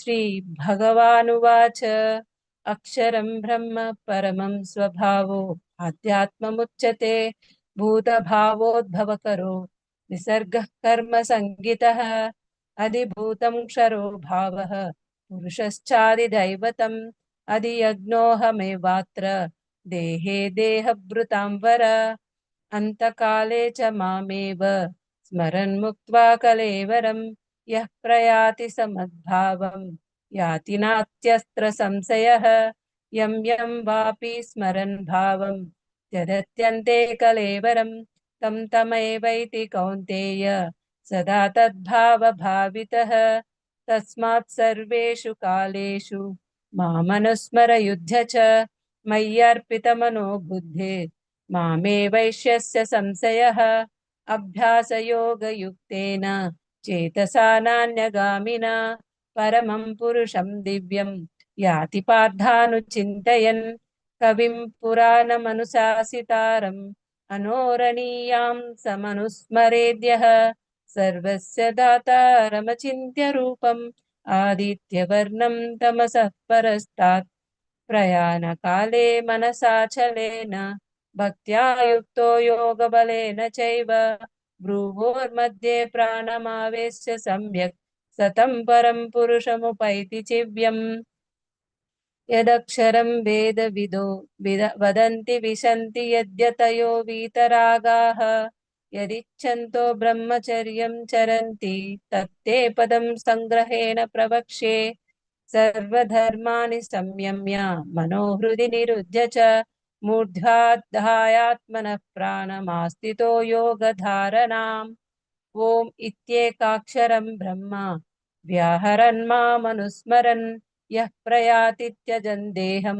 स याति परमां गतिम् अनन्यचेताः सततं यो मां स्मरति नित्यसः तस्याहं सुलभः पार्थ नित्ययुक्तस्य योगिनः मामुपेत्य पुनर्जन्म दुःखालयमशाश्वतं नाप्नुवन्ति महात्मानः संसिद्धिं परमां गताः आब्रह्मभुवनाल्लोकाः पुनरावृत्तिनोऽर्जुन मामुपेत्य तु कौन्तेय पुनर्जन्म न विद्यते सहस्रयुगपर्यन्तम् अहर्यद्ब्रह्मणो विदुः रात्रिं युगसहस्रान्तं ते होरात्रविधो जनाः अव्यक्तात् व्यक्तयः सर्वाः प्रभवन्त्यहरागमे रात्र्यागमे प्रलीयन्ते तत्रैवाव्यक्तसंज्ञके भूतग्रामः स एवायं भूत्वा भूत्वा प्रलीयते रात्र्यागमे वसः पार्थ प्रभवत्यगहरागमे परस्तस्मात्तु भावन्यो अव्यक्तो व्यक्तात् सनातनः यः स सर्वेषु भूतेषु नश्यत्सु न विनश्यति अव्यक्तोऽक्षर इत्युक्तम् इमाहुः परमां गतिं यं प्राप्य न निवर्तन्ते तद्धाम परमं मम पुरुषः स परः पार्थ भक्त्या लभ्यस्त्वनन्यया यस्यान्तस्थानि भूतानि येन सर्वमिदं ततं यत्र काले त्वनावृत्तिम् आवृत्तिं चैव योगिनः प्रयाता यान्ति तं कालं वक्ष्यामि भरतर्षभ अग्निर्ज्योतिरः शुक्लः षण्मासा उत्तरायणं तत्र प्रयाता गच्छन्ति ब्रह्मविदो जनाः धूमो रात्रिस्तथा कृष्णः षण्मासा दक्षिणायनं तत्र चान्द्रमसं ज्योति योगी प्राप्य निवर्तते शुक्लकृष्णे गतिह्येते जगतः शाश्वते मते एकया यत्यनावृत्तिम् अन्यया वर्तते पुनः नैते श्रुति पार्थ जानन्योगी मुह्यति कश्चन तस्मात् सर्वेषु कालेषु योगयुक्तो भवार्जुन वेदेषु यज्ञेषु तपस्सु चैव दानेषु यत् पुण्यफलं प्रदिष्टम् अत्येति तत्सर्वमिदं विदित्वा योगी परं स्थानमुपैति चाद्यम् ॐ तत्सदिति श्रीमद्भगवद्गीतासु उपनिषत्सु ब्रह्मविद्यायां योगशास्त्रे श्रीकृष्णार्जुनसंवादे अक्षरब्रह्मयोगो नाम अष्टमोऽध्यायः हरे कृष्ण Hare Krishna, हरे Hare Hare, हरे Rama हरे Rama, राम Rama हरे Rama, Ram Hare Ram Hare. Ram Hare Hare Hare Hare Hare Hare Krishna Hare हरे Krishna, कृष्ण Hare हरे Krishna, राम Rama हरे Hare राम Hare, हरे राम हरे राम राम राम राम हरे राम हरे हरे हरे हरे कृष्ण हरे Krishna Krishna Hare Krishna Krishna, Krishna Hare हरे राम परमेश्वरी माता कैसा ओम श्री परमात्मने नमः। अथ नवमोऽध्यायः राजविद्या राजगुह्य योगः। श्री भगवानुवाच इदं तु ते गुह्यतमं प्रवक्ष्याम्यनसूयवे ज्ञानं विज्ञानसहितं यजिज्ञात्वा मोक्ष्यसे शुभात्। राजविद्या राजगुह्यं पवित्रमिदमुत्तमं प्रत्यक्षावगमं धर्म्यं सुसुखं कर्तुमव्ययम् अश्रद्धधानाः पुरुषाः धर्मस्यास्य परन्तप अप्राप्य मां निवर्तन्ते मृत्युसंसारवर्त्मनि मया ततमिदं सर्वं जगदव्यक्तमूर्तिनामस्थानि सर्वभूतानि न चाहं तेष्वस्थितः न च मस्थानि भूतानि पश्य मे योगमैश्वरं भूतभृन्न च भूतस्थः ममात्मा भूतभावनः यथाकाशस्थितो नित्यं वायुः सर्वत्र गोमहान् तथा सर्वाणि भूतानि मस्थानीत्युपधारय सर्वभूतानि कौन्तेय प्रकृतिं यान्ति मामिकां कल्पक्षये पुनस्तानि कल्पादौ विसृजाम्यहम् प्रकृतिं स्वामवष्टभ्य विसृजामि पुनः पुनः भूतग्राममिमं कृत्स्नम् अवशं प्रकृतिर्वशात् न च मां तानि कर्माणि निबध्नन्ति धनञ्जय उदासीनवदासीनम् असक्तं तेषु कर्मसु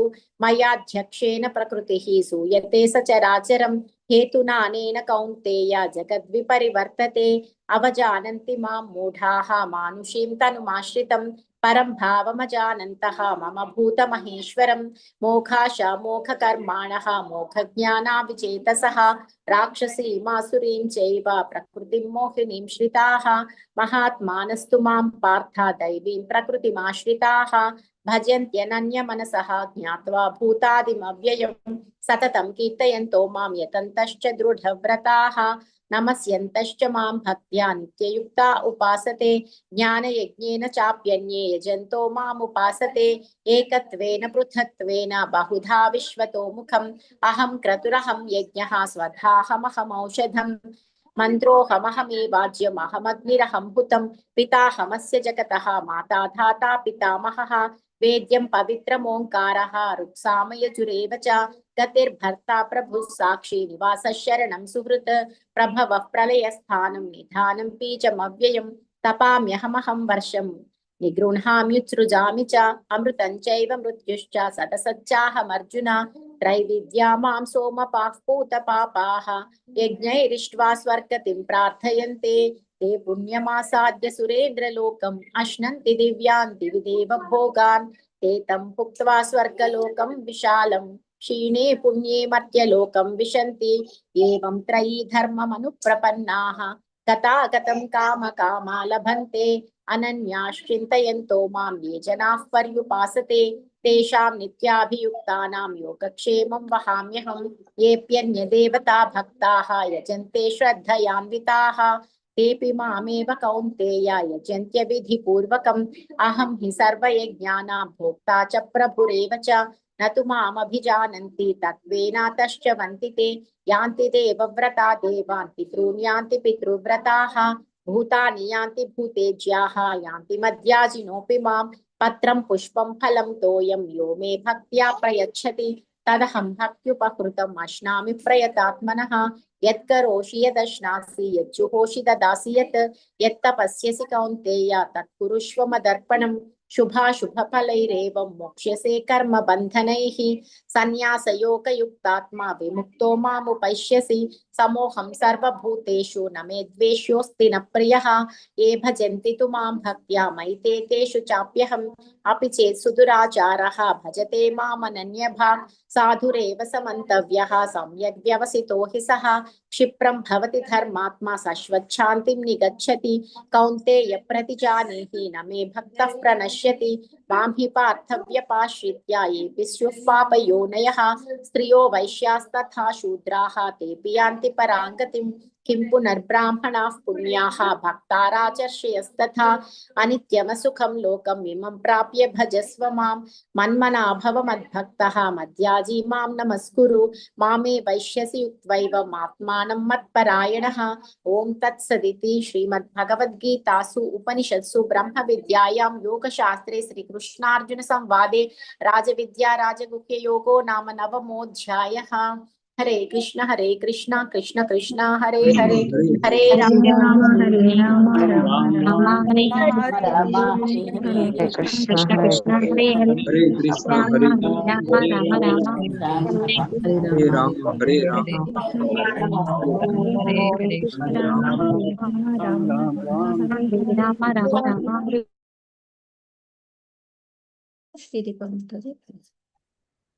हरे कृष्ण माताजी। ओम नमो भगवते वासुदेवाय। ओम श्री कृष्ण परमात्मने नमः। अथ दशमोऽध्यायः भगवद्विभूतियोगः। श्रीभगवानुवाच भूय एव महाबाहो शृणु मे परमं वचः यत्तेऽहं प्रीयमाणाय वक्ष्यामि हितकाम्यया न मे विदुःसुरगणाः प्रभावं न महर्षयः अहमादिर्हि देवानां महर्षीणां च सर्वशः यो मामजमनादिं च वेत्ति लोकमहेश्वरम् असम्मूढसमर्थ्येषु सर्वपापैः प्रमुच्यते बुद्धिर्ज्ञानमसम्मोहः क्षमा सत्यं दमः समः सुखं दुःखं भवो भावो भयं च भयमेव च अहिंसा समता तुष्टिः तपोदानं यशो यशः भवन्ति भावा भूतानां मत्त एव पृथग्विदाः महर्षयः सप्त पूर्वे चत्वारो मनवस्तथा मद्भावा मानसा जाता येषां लोक इमाः प्रजाः एतां विभूतिं योगं च मम यो वेत्ति तत्त्वतः सो विकल्पेन योगेन युज्यते नात्र संशयः। अहं सर्वस्य प्रभवो मत्तः सर्वं प्रवर्तते इति मत्वा भजन्ते मां भावसमन्विताः। मच्चित्ता मद्गतः प्राणा बोधयन्तः परस्परं कथयन्तश्च मां नित्यं तुष्यन्ति च रमन्ति च। तेषां सततयुक्तानां भजतां प्रीतिपूर्वकं ददामि बुद्धियोगं तं येन मामुपयान्ति ते। तेषामेवानुकम्पार्थम् अहमज्ञानजं तमः नाशयाम्यात्मभावस्तो ज्ञानदीपेन भास्वताम्। अर्जुन उवाच परं ब्रह्म परं धाम पवित्रं परमं भवां पुरुषं शाश्वतं दिव्यम् आदिदेवम् अजं विभुम् आहुस्त्वां ऋषयः सर्वे देवर्षिर्नारदस्तथा असितो देवलो व्यासः स्वयं चैव ब्रवीषि मे। सर्वमेतत्कृतं मन्ये यन्मां वदसि केशव न हि ते भगवन् व्यक्तिं विदुर्देवा न दानवाः। स्वयमेवात्मनात्मानं वेत्तत्वं पुरुषोत्तमम् भूतभावन भूतेश देवदेव जगत्पते। वक्तुमर्हस्य शेषेण दिव्या ह्यात्माभिभूतयः याभिर्विभूतिभिर्लोकानीमां त्वं व्याप्य तिष्ठसि।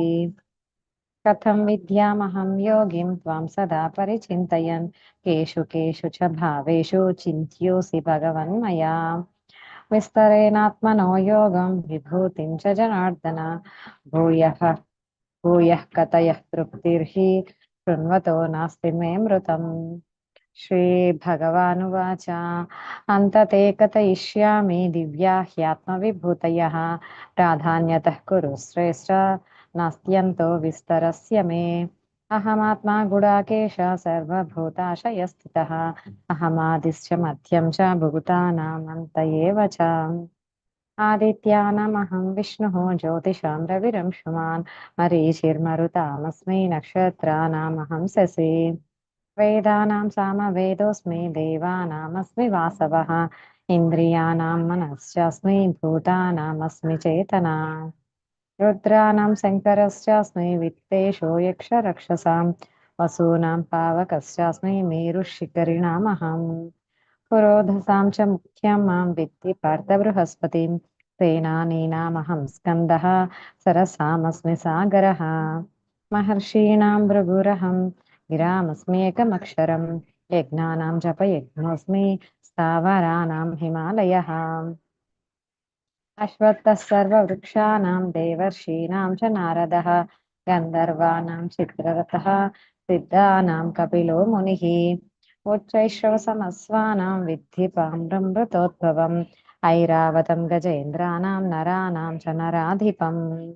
आयुधानामहं वज्रं धेनूनामस्मि कामधुक् प्रजनश्चास्मि कन्दर्पः सर्पाणामस्मि वासुकिः। अनन्तश्चास्मि नागानां वरुणो यादसामहं पितॄणामर्यमा चास्मि यमः संयमतामहम्। प्रह्लादश्चास्मि दैत्यानां कालः कलयतामहं मृगाणां च मृगेन्द्रोऽहं वैनतेयश्च पक्षिणां। पवनः पवतामस्मि रामः शश्वभृतामहं जषाणां मकरश्चास्मि श्रोतसामस्मि जाह्नवी। सर्गाणामादिरन्तश्च मध्यं चैवार्हमर्जुन अध्यात्मविद्या विद्यानां वादः प्रवदतामहम्। अक्षराणाम् अकारोऽस्मि द्वन्द्वः सामासिकस्य च अहमेवाक्षयः कालो दाताहं विश्वतोमुखः। मृत्युः सर्वहरश्चाहम् उद्भवश्च भविष्यताम् कीर्तिश्रीर्वाक् च नारीणां स्मृतिर्मेधा धृतिः क्षमा। बृहत्साम तथा साम्नां गायत्री छन्दसामहं मासानां मार्गशीर्षोऽहं ऋतूनां कुसुमाकरः। द्योतं चलयतामस्मि तेजस्तेजस्विनामहं जयोऽस्मि व्यवसायोऽस्मि सत्त्वं सत्त्ववतामहम्। वृष्णीनां वासुदेवोऽस्मि पाण्डवानां धनञ्जयः मुनीनामप्यहं व्यासः कवीनामुशना कविः। दण्डो दमयतामस्मि नीतिरस्मि जिगीषतां मौनं चैवास्मि गुह्यानां ज्ञानं ज्ञानवतामहम्। यच्चापि सर्वभूतानां बीजं तदहमर्जुन न तदस्ति विना यत् स्यात् मया भूतं चराचरम्। नान्तोऽस्ति मम दिव्यानां विभूतीनां परन्तप एष तु उद्देशतः प्रोक्तो विभूतेर्विस्तरो मया यद्यद्विभूतिमत्सत्त्वं श्रीमदूर्जितमेव वा तत्तदेवावगच्छत्वं मम तेजोंससम्भवम् अथवा बहुनैतेन किं ज्ञातेन तवार्जुन विस्रभ्याहमिदं कृत्स्नम् एकांशेन स्थितो जगत् ॐ तत्सत् इति श्रीमद्भगवद्गीतासु उपनिषत्सु ब्रह्मविद्यायां योगशास्त्रे श्रीकृष्णार्जुनसंवादे भगवद्विभूतियोगो नाम दशमोऽध्यायः। हरे कृष्ण हरे Krishna Krishna Krishna Hare Hare Hare Ram Ram Ram Hare Hare Hare Krishna Krishna Krishna Hare Hare Hare Ram Hare Hare.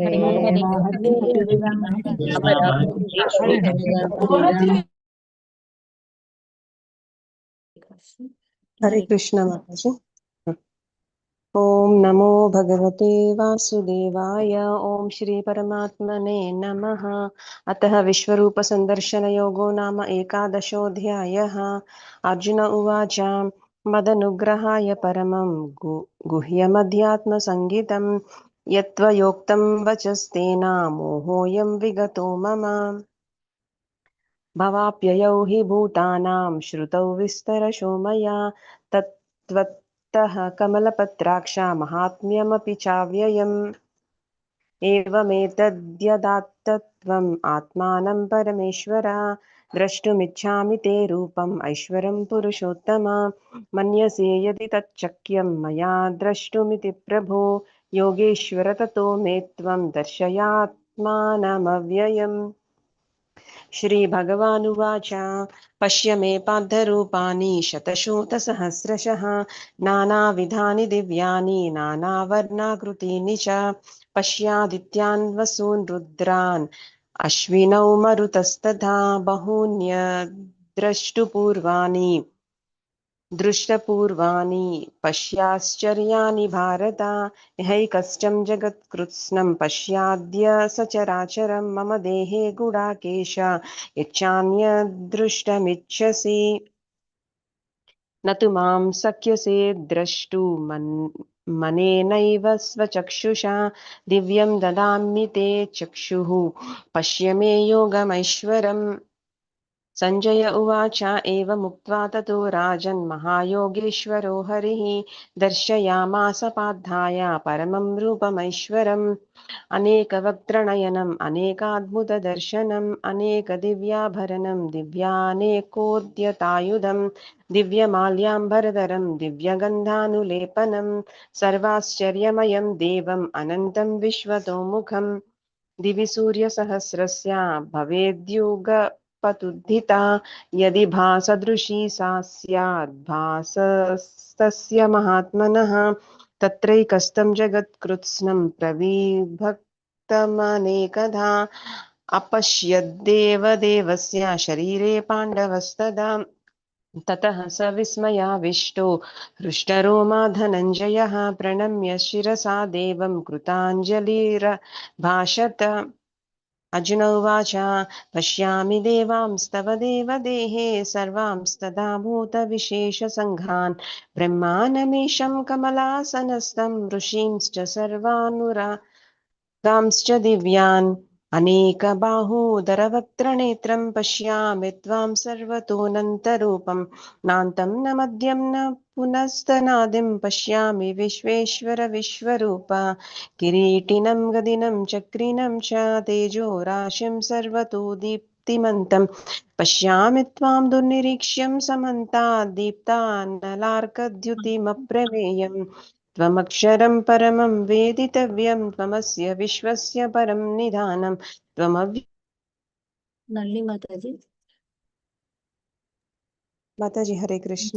Mataji, let the screen be shown. त्वमक्षरं परमं वेदित 1 second, Mataji, screen share.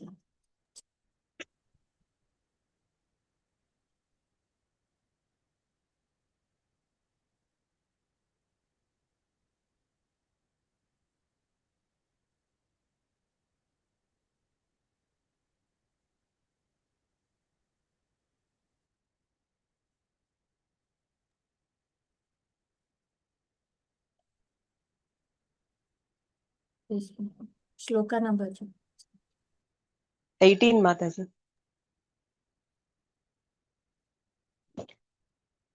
त्वमक्षरं परमं वेदितव्यं त्वमस्य विश्वस्य परं निधानं त्वमव्ययः शाश्वतधर्मगुप्ता सनातनस्त्वं पुरुषो मतो मे अनादिमध्यान्तमनन्तवीर्यम् अनन्तबाहुं शशिसूर्यनेत्रं पश्यामि त्वां दीप्तहुताशवक्त्रं स्वतेजसा विश्वमिदं तपन्तम् द्यावा पृथिव्योरिदमन्तरं हि व्याप्तं त्वयैकेन दिशश्च सर्वाः दृष्टाद्भुतं रूपम् उग्रं तवेदं लोकत्रयं प्रव्यदितं महात्मान् अमीहि त्वां सुरसङ्घा विशन्ति केचिद्विधा प्राञ्जलयो गृह्णन्ति स्वस्तीत्युक्त्वा महर्षि सिद्धसङ्गाः स्तुवन्ति त्वां स्तुतिभिः पुष्कलाभिः रुद्रादित्या वसवो ये च साध्या विश्वेस्विनौ मरुतश्चोष्मपाश्च गन्धर्वयक्षासुरसिद्धसङ्घा वीक्षन्ते त्वां विस्मिताश्चैव सर्वे रूपं महत्ते बहुवक्त्रनेत्रं महाबाहो बहुबाहुरुपादं बहूदरं बहुदंष्ट्राकरालां दृष्ट्वा लोका प्रव्यथितास्तथाहम् नभस्पृशं दीप्तमनेकवर्णं व्यात्ताननं दीप्तविशालनेत्रं दृष्ट्वा हि त्वां प्रव्यथितान्तरात्मा धृतिं न विन्दामि शमं च विष्णो दंष्ट्राकरालानि च ते मुखानि दृष्ट्वैव कालानलसन्निभानि दिशो न जाने न लभे च शर्मा प्रसीद देवेश जगन्निवास अमी च त्वां धृतराष्ट्रस्य पुत्राः सर्वे सहैवाव विपालसङ्घैः भीष्मो द्रोणसूतपुत्रस्तथासौ सहास्मदीयैरपि योधमुख्यैः वक्त्राणि ते त्वरमाना विशन्ति दंष्ट्राकरालानि भयानकानि केचिद्विलग्ना दशनान्तरेषु सन्दृश्यन्ते चूर्णितैरुत्तमाङ्गैः यथा नदीनां बहवोऽम्बुवेगाः समुद्रमेवाभिमुखा द्रवन्ति तदा तवामि नरलोकवीरा विशन्ति वक्त्राण्यभिविज्वलन्ति यथा प्रदीप्तं ज्वलनं पतङ्गा विशन्ति नाशाय समृद्धवेगाः तथैव नाशाय विशन्ति लोकास्तवापि वक्त्राणि समृद्धवेगाः लेलिह्यसे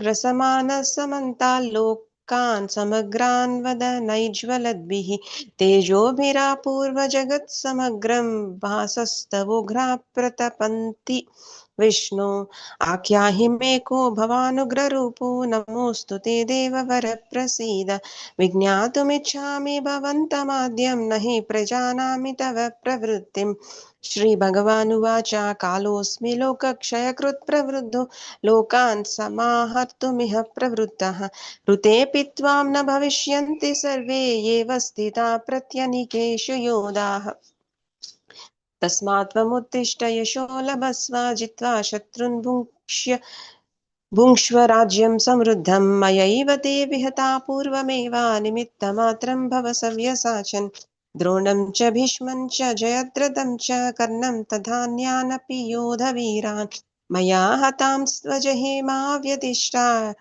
युध्यस्व जेतापि रणे समत्नान् सञ्जय उवाच एतच्छ्रुत्वा वचनं केशवस्य कृताञ्जलिर्वेपमानः किरीटी नमस्कृत्वा भूय एवाह कृष्णं सदद्गदं भीत प्रणम्य अर्जुन उवाच स्थाने ऋषिकेश तव प्रकीर्त्य जगत्प्रहृष्यत्यनुरज्यते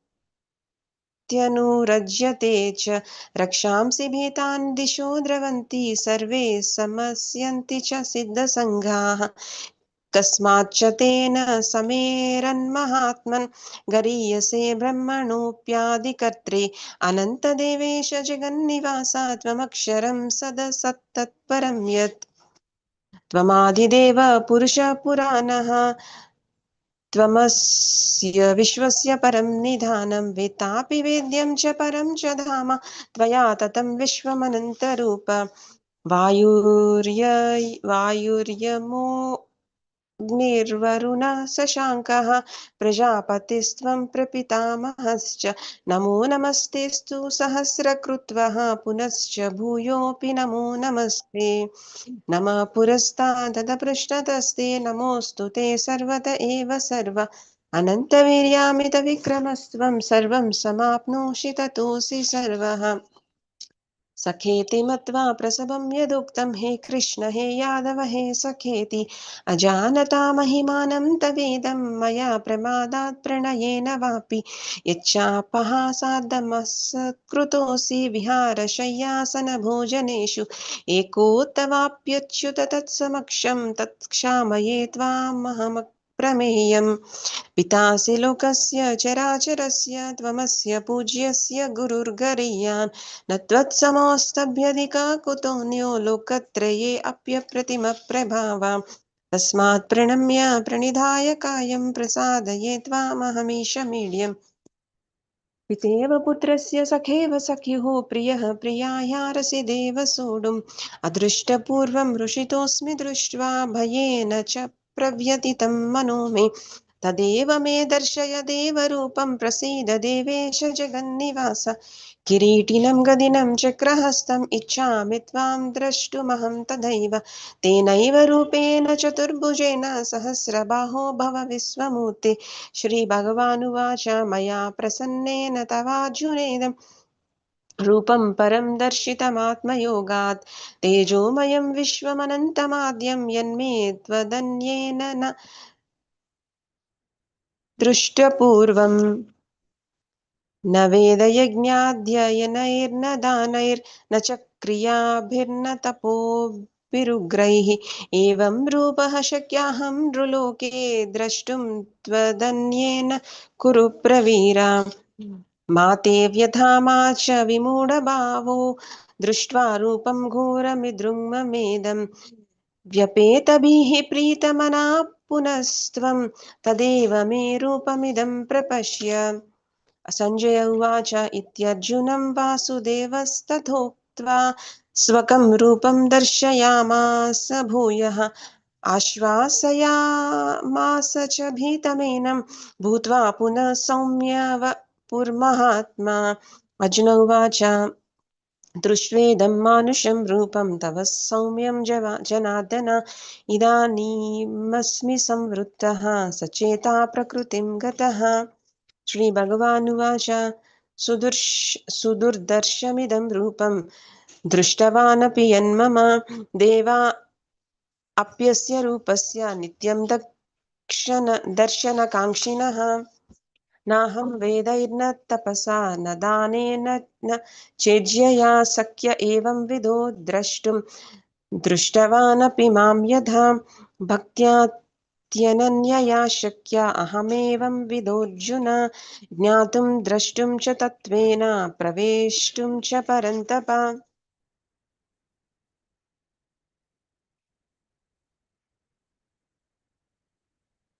मत्कर्म कृन्मत्परमो मद्भक्तः सङ्गवर्जितः निर्वैरः सर्वभूतेषु यः स मामेति पाण्डव ॐ तत्सदिति श्रीमद्भगवद्गीतासु उपनिषत्सु ब्रह्मविद्यायां योगशास्त्रे श्रीकृष्णार्जुनसंवादे विश्वरूपसन्दर्शनयोगो नाम एकादशोऽध्यायः सर्वं श्रीकृष्णार्पणमस्तु। हरे कृष्णा हरे कृष्णा कृष्ण कृष्ण हरे हरे राम राम हरे हरे कृष्णा हरे कृष्णा हरे राम राम हरे हरे हरे कृष्णा राम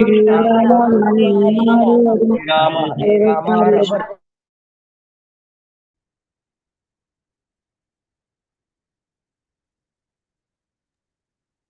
ॐ नमो भगवते वासुदेवाय ॐ श्री परमात्मने नमः अतः भक्तियोगो नाम द्वादशोऽध्यायः अर्जुन उवाच एवं सततयुक्ताये भक्तास्त्वां पर्युपासते ये चाप्यक्षरमव्यक्तं तेषां के योगवित्तमाः श्रीभगवानुवाच मय्यावेश्य मनो ये मां नित्ययुक्ता उपासते श्रद्धया परयोपेताः ते मे युक्ततमा मताः ये त्वक्षरमनिर्देश्यम् अव्यक्तं पर्युपासते सर्वत्र गमचिन्त्यं च कूटस्थमचलं ध्रुवं सन्नियम्येन्द्रियग्रामं सर्वत्र समबुद्धयः ते प्राप्नुवन्ति मामेव सर्वभूतहिते रताः क्लेशो अधिकतरस्तेषाम् अव्यक्तासक्तचेतसाम् अव्यक्ता हि गतिर्दुःखं देहवद्भिरवाप्यते ये तु सर्वाणि कर्माणि मयि सन्न्यस्य मत्पराः अनन्येनैव योगेन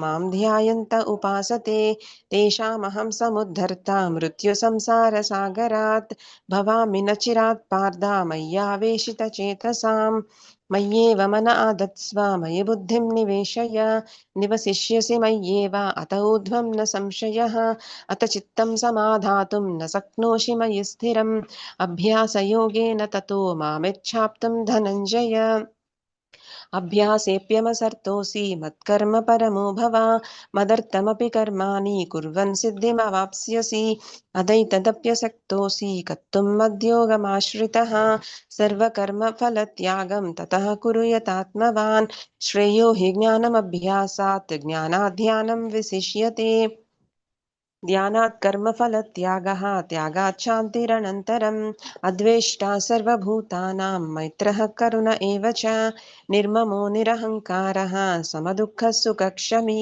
सन्तुष्टः सततं योगी यतात्मा दृढनिश्चयः मय्यर्पितमनो बुद्धिः यो मद्भक्तः स मे प्रियः यस्मान्नो द्विजते लोको लोकान्नो द्विजते च यः हर्षामर्षभयोद्वेगैः मुक्तो यः स च मे प्रियः अनपेक्षः शुचिर्दक्षा उदासीनो गतव्यतः सर्वारम्भपरित्यागी यो मद्भक्तः स मे प्रियः यो न हृष्यति न द्वेष्टि न शोचति न काङ्क्षति शुभाशुभपरित्यागी भक्तिमान् यः स मे प्रियः समशत्रौ च मित्रे च तथा मानापमानयोः शीतोष्णसुखदुःखेषु समस्सङ्गविवर्जितः तुल्यनिन्दास्तुतिर्मौनी सन्तुष्टो येन केनचित् अनिकेतः स्थिरमतिः भक्तिमान् मे प्रियो नरः ये तु धर्मामृतमिदं यथोक्तं पर्युपासते श्रद्धाना मत्परमा भक्तास्तेतीव मे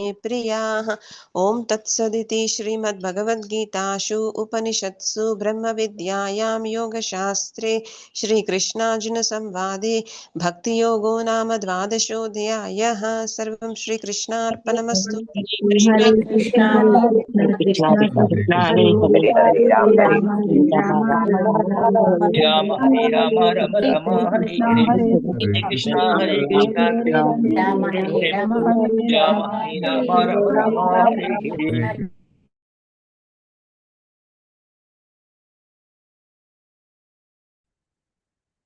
Neeta Mataji, can you please unmute us? हरे कृष्ण। ॐ श्री परमात्मने नमः। अथ त्रयोदशोऽध्यायः। श्रीभगवानुवाच इदं शरीरं कौन्तेय क्षेत्रमित्यभिधीयते एतद्यो वेति तं प्राहुः क्षेत्रज्ञ इति तद्विदः क्षेत्रज्ञै चापि मां विद्धि सर्वक्षेत्रेषु भारत क्षेत्रक्षेत्रज्ञयोर्ज्ञानै यत् ज्ञानं मतं मम तत्क्षेत्रं यचियादृक्य यद्विकारी यतश्च यत् स च यो यत्प्रभावश्च तत्समासेन मे शृणु ऋषिभिर्बहुधा गीतं छन्दोभिर्विविधैः पृथक् ब्रह्मसूत्रपदैश्चैव हेतुमद्भिर्विनिश्चितैः महाभूतान्यहङ्कारो बुद्धिरव्यक्तमेव च इन्द्रियाणि दशैकै च पञ्चचेन्द्रियगोचरः इच्छा द्वेषसुखं दुःखं सङ्घातश्चेतना धृतिः एतत् क्षेत्रं समासेन सविकारमुदाहृतम् अमानित्वमदम्भित्वम् अहिंसा क्षान्तिरार्जवम् आचार्योपासनं शौचं स्थैर्यमात्मविनिग्रहः इन्द्रियार्थेषु वैराग्यम् अनहङ्कार एव च जन्म मृत्युजरा व्याधि दुःखदोषानुदर्शनम् असक्तिरन विस्वङ्गः पुत्रदारगृहादिषु नित्यं च समचित्तत्वम् इष्टानिष्टोपपत्तिषु मयि चानन्ययोगेन भक्तिरव्यभिचारिणी विविक्तदेशसेवित्वम् अरतिर्जन संसदि अध्यात्मज्ञाननित्यत्वं तत्त्वज्ञानार्थदर्शनम् एतत् ज्ञानमिति प्रोक्तम् अज्ञानै यदतोऽन्यथा ज्ञेयं यत्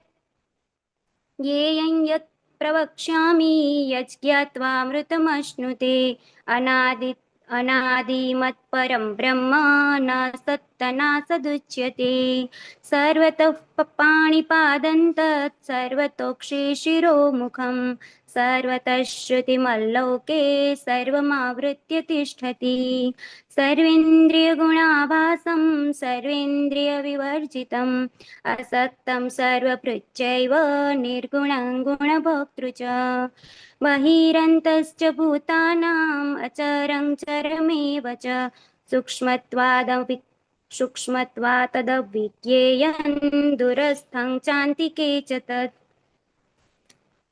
अविभक्तं च भूतेषु विभक्तमिव च स्थितं भूतभर्तृ च तज्ज्ञेयं ग्रसिष्णु प्रभविष्णु च ज्योतिषामपि तज्ज्योतिस्तमसः परमुच्यते ज्ञानं ज्ञेयं ज्ञानगम्यं हृदि सर्वस्य विष्ठितम् इति क्षेत्रं तथा ज्ञानं ज्ञेयं चोक्तं समासतः मद्भक्त एतत् विज्ञाय मद्भावायोपपद्यते प्रकृतिं पुरुषं चैव विदध्य नादि उभावपि विकारांश्च गुणांश्चैव विद्धि प्रकृतिसम्भवान् कार्यकरणकर्तृत्वे हेतुः प्रकृतिरुच्यते पुरुषसुखदुःखानां भोक्तृत्वे हेतुरुच्यते पुरुषः प्रकृतिस्थो हि भुक्ते प्रकृतिजान् गुणान् कारणं गुणसङ्गोऽस्य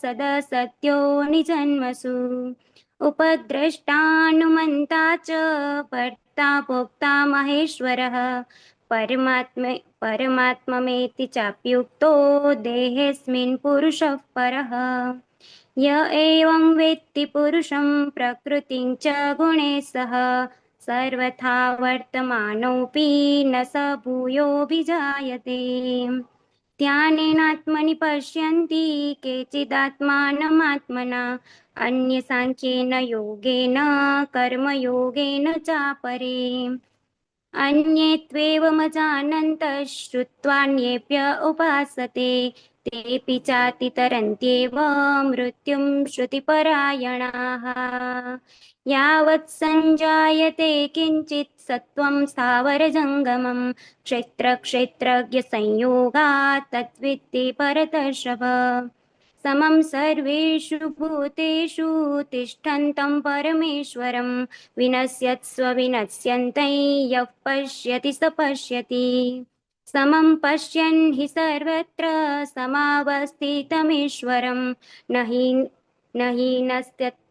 हीनस्त्यात्मनात्मानं ततो याति पराङ्गतिं प्रकृत्येव च कर्माणि क्रियमाणानि सर्वशः यः पश्यति तथात्मानम् अकर्तारं स पश्यति यदा भूतपृथक्भावम् एकस्थमनुपश्यति तत एव च विस्तारं ब्रह्म सम्पद्यते तदा अनादित्वान् निर्गुणत्वात् परमात्मायमव्ययः शरीरस्थोऽपि कौन्तेय न करोति न लिप्यते यथा सर्वगतं सौक्ष्म्यात् आकाशन्नोपलिप्यते सर्वत्रावस्थितो देहे तथात्मानोपलिप्यते यथा प्रकाशयत् कृत्स्नं लोकमिमं रविः क्षेत्रं क्षेत्री तथा कृत्स्नं प्रकाशयति भारत क्षेत्रक्षेत्रज्ञयोरेवम् अन्तरं ज्ञानचक्षुषा भूतप्रकृतिमोक्षं च ये विदुर्यान्ति ते परम् ॐ तत्सदिति श्रीमद्भगवद्गीतासु उपनिषत्सु ब्रह्मविद्यायां योगशास्त्रे श्रीकृष्णार्जुनसंवादे क्षेत्रक्षेत्रज्ञविभागयोगो नाम त्रयोदशोऽध्यायः। ॐ हरे कृष्णा श्रीकृष्णार्पणमस्तु। हरे कृष्णा हरे हरे कृष्णा हरे कृष्णा हरे राम हरे राम हरे कृष्ण राम राम हरे हरे राम हरे राम राम राम हरे हरे कृष्ण कृष्ण कृष्ण हरे हरे राम राम हरे हरे हरे राम। हरे कृष्ण माताजी। ओम श्री परमात्मने नमः। अथ चतुर्दशोऽध्यायः गुणत्रय विभाग योगः। श्री भगवान् उवाच परं भूयः प्रवक्ष्यामि ज्ञानानां ज्ञानमुत्तमं यज्ञात्वा मुनयः सर्वे परां सिद्धिमितो गताः इदं ज्ञानमुपाश्रित्य मम साधर्ममागताः सर्गेऽपि नोपजायन्ते प्रलये न व्यथन्ति च मम योनिर्महद्ब्रह्म तस्मिन् गर्भं ददाम्यहं सम्भवः सर्वभूतानां ततो भवति भारत सर्वयोनिषु कौन्तेय मूर्तयः सम्भवन्ति याः तासां ब्रह्म महद्योनिः अहं बीजप्रदः सत्वं रजस्तम इति गुणा प्रकृतिसम्भवाः निबध्नन्ति महाबाहो देहे देहिनमव्ययम् तत्र सत्वं निर्मलत्वात् प्रकाशकमनामयं सुखसङ्गेन बध्नाति ज्ञानसङ्गेन चानघा रजो राजात्मकं विद्धि तृष्णा संगसमुद्भवं तन्निबध्नाति कौन्तेय कर्मसङ्घेन देहिनं तमस्त्वज्ञानजं विद्धि मोहनं सर्वदेहिनां प्रमादालस्य निद्राभिः तन्निबध्नाति भारत सत्वं सुखे सञ्जयति रजः कर्मणि भारत ज्ञानमावृत्य तु तमः प्रमादे सञ्जयत्युतां रजस्तमश्चाभिभूय सत्वं भवति भारत रजस्तत्वं तमश्चैव तमः सत्वं रजस्तथा सर्वद्वारेषु देहेऽस्मिन् प्रकाश उपजायते ज्ञानं यदा तदा विद्यात् विवृद्धं सत्वमित्युतां लोभः प्रवृत्तिरारम्भः कर्मणामशमः स्पृहा रजस्येतानि जायन्ते विवृद्धे भरतर्षभ अप्रकाशो प्रवृत्तिश्च प्रमादो मोह एव च तमस्येतानि जायन्ते विवृद्धे कुरु नन्दन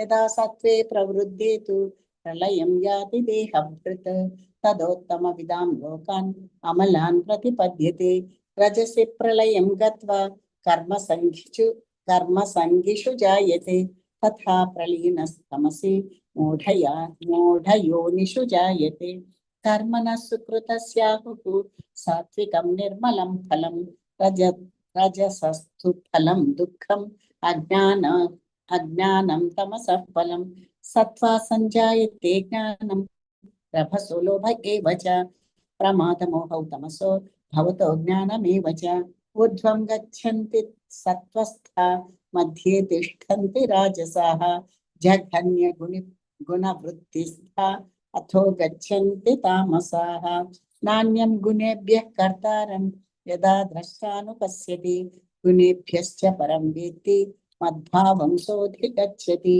गुणानेतान्यतीत्यत्रीन् देहि देहसम्भवान् जन्म मृत्युजरा दुःखैः विमुक्तोऽमृतमश्नुते अर्जुन उवाच कैर्लिङ्गैत्रीन् गुणानेतान् अतीतो भवति प्रभो किमाचारः कथं चैतान् त्रीन् गुणान् अतिवर्तते श्रीभगवानुवाच प्रकाशं च प्रवृत्तिं च मोहमेव च पाण्डव न द्वेष्टि सम्प्रवृत्तानि न निवृत्तानि काङ्क्षति उदासीन वदासीन गुणैर्यो न विचाल्यते गुणा वर्तन्त इत्येव योऽवतिष्ठति नेङ्गते समदुःखसुखः स्वस्थः समलोष्टास्मकाञ्चनः तुल्यप्रिया प्रियो धीरः तुल्यनिन्दात्मसंस्तुतिः मानापमानयोस्तुल्यः तुल्यो मित्रारिपक्षयोः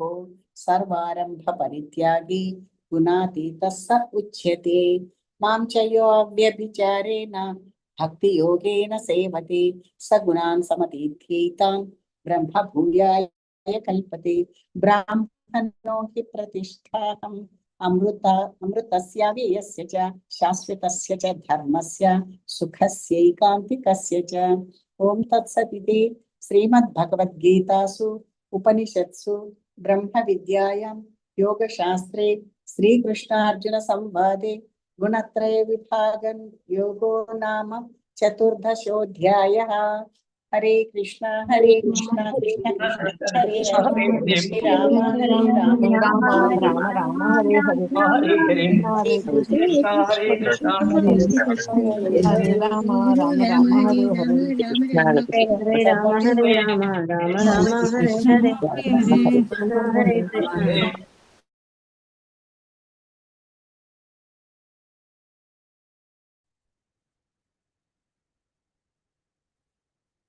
लीलन माता जी हरे कृष्ण। हरे कृष्ण सभी को सादर प्रणाम। ओम श्री कृष्ण परमात्मने नमः। श्रीमद् भगवद गीता अथ पंचोदशाध्यायः पुरुषोत्तम योग। श्री भगवानुवाच ऊर्ध्वमूलम् अधःशाखम् अश्वत्थं प्राहुरव्ययम् छन्दांसि यस्य पर्णानि यस्तं वेद स वेदवित् अधक्षोर्ध्वं प्रसुतास्तस्य शाखा गुणप्रवृद्धा विषयप्रवालाः।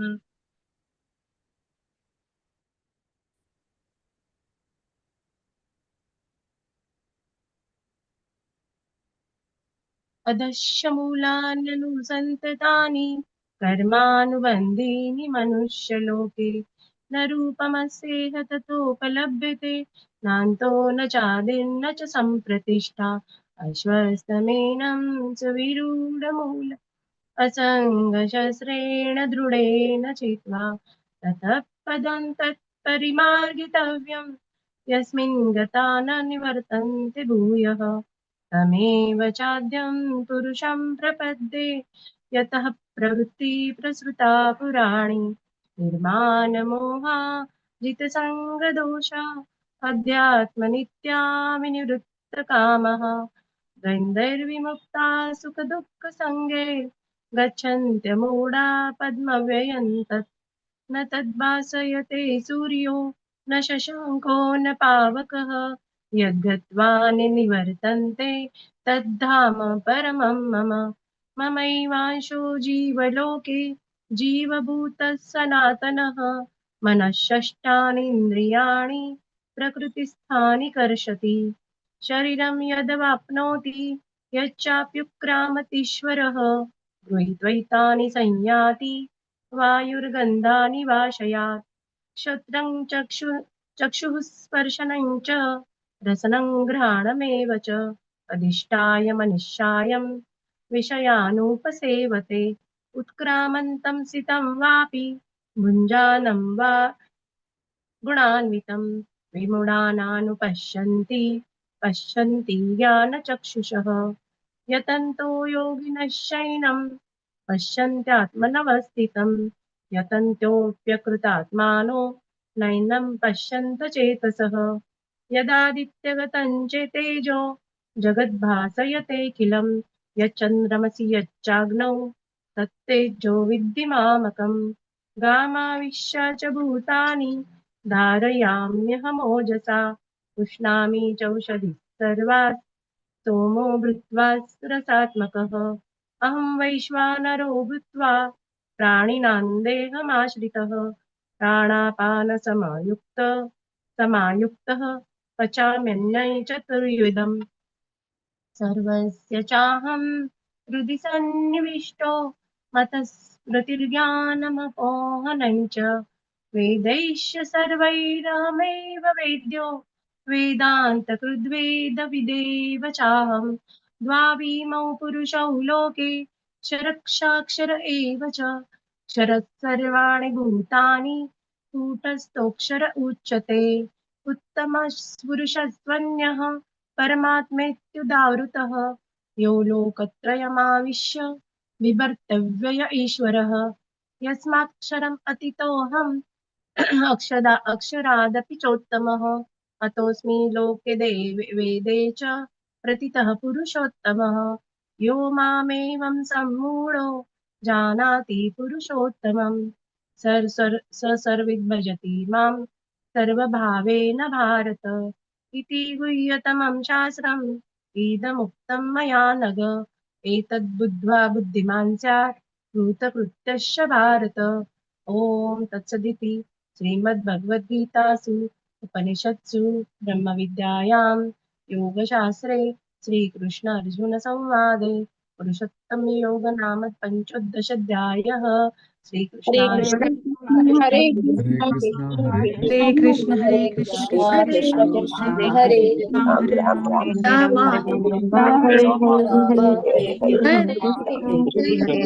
राम राम हरे हरे हरे राम हरे हरे हरे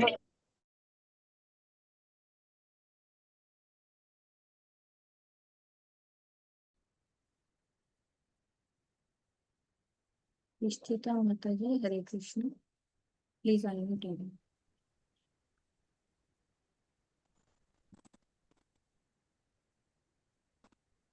हरे जय श्री कृष्ण। ओम श्री परमात्मने नमः। श्रीमद्भगवद्गीता अथ षोडशोऽध्यायः। श्रीभगवानुवाच अभयं सत्त्वसंशुद्धिर्ज्ञानयोगव्यवस्थितिः दानन्दमश्च यज्ञश्च स्वाध्यायस्तप आर्जवम् अहिंसा सत्यमक्रोधस्त्यागः शान्तिरपैशुनम् दया भूतेष्वलोलुप्त्वं मार्दवं ह्रीरचापलं तेजक्षमा धृतिः शौचम् अद्रोहो नातिमानिता भवन्ति सम्पदं दैवीम् अभिजातस्य भारत दम्भो दर्पोऽभिमानश्च क्रोधः पारुष्यमेव च अज्ञानाब्जाभिजातस्य पार्था सम्पदमासुरीं दैवी सम्पद्विमोक्षाय निबन्धाय सुरीमता मासु च सम्पदं दैवीम् अभिजातोऽसि पाण्डव द्वौ भूतसर्गो लोकेऽस्मिन् दैव आसुर एव च दैवो विस्तरशः प्रोक्ता आसुरं पार्थ मे शृणु प्रवृत्तिं च निवृत्तिं च जनाना विदुरासुराः न शौचन्नापि चाचारो न सत्यन्तेषु विद्यते असत्यमप्रतिष्ठन्ते जगदाहुरनीश्वरम् अपरस्परसम्भूतं किमन्यात् कमहैतुकम् एतान् दृष्टिमवष्टभ्य नष्टात्मानोऽल्पबुद्धयः प्रभवन्त्युग्रकर्माणः क्षयाय जगतो हिताः काममाश्रित्य दुष्पूरन् दम्भमानमदान्विताः मोहात् गृहीत्वा सद्ग्राहान् प्रवर्तन्ते शुचिव्रताः चिन्तामपरिमेयाञ्च प्रलयान्तमुपाश्रिताः कामोपभोगपरमा एतावदिति निश्चिताः आशापाशशतैर्बद्धाः कामक्रोधपरायणाः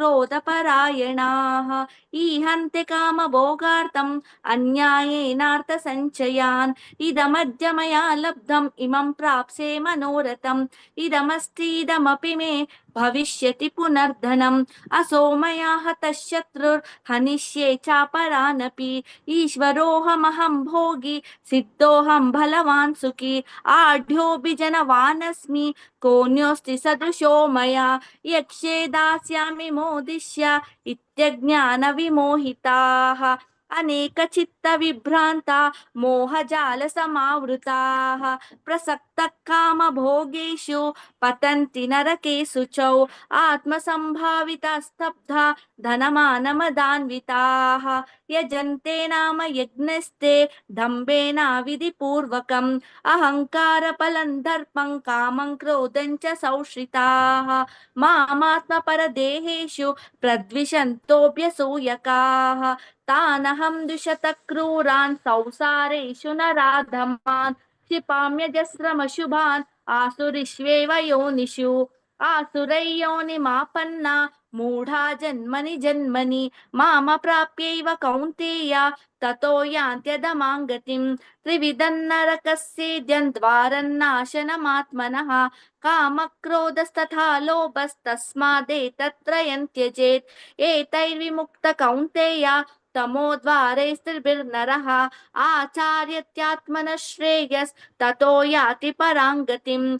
यशास्त्रविधिमुत्सृज्य यजन्ते कामकारतः न स सिद्धिमवाप्नोति न सुखं न परां गतिम् तस्माच्चास्त्रं प्रमाणन्ते कार्यं कार्यव्यवस्थितौ ज्ञात्वा शास्त्रविधानोक्तं कर्म कर्तुमिहारसि ॐ तत्सदिति श्रीमद्भगवद्गीतासु उपनिषत्सु ब्रह्मविद्याया योगशास्त्रे श्रीकृष्णार्जुनसंवादे दैवासुरसम्पद्विभागयोगो नाम षोडशोऽध्यायः हरे राम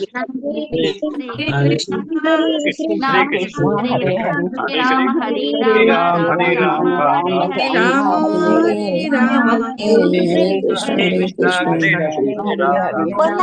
हरे राम हरे राम राम राम हरे हरे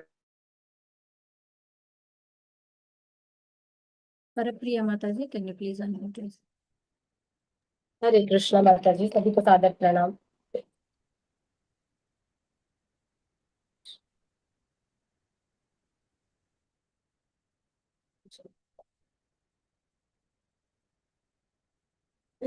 ओम श्री परमात्मने नमः।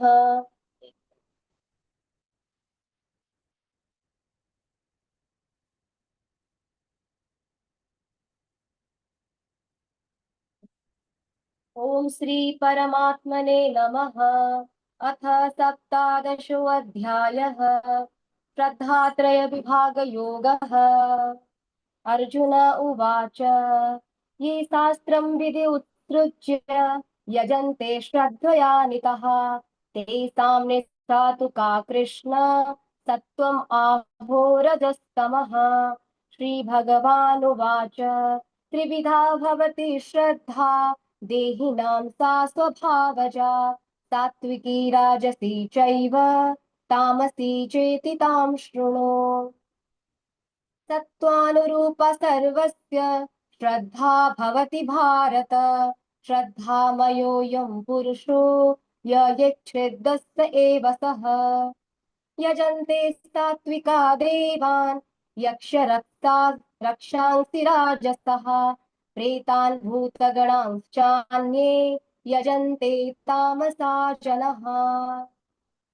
अशास्त्रविहितं घोरं तप्यन्ते ये तपोजनः दम्भाहंकारसंयुक्तः कामरागबलान्वितः कर्षयन्तः शरीरस्थं भूतग्रामा अचेतसः मां चैवान्तः शरीरस्थं तान् विद्यासुरनिश्चयान्।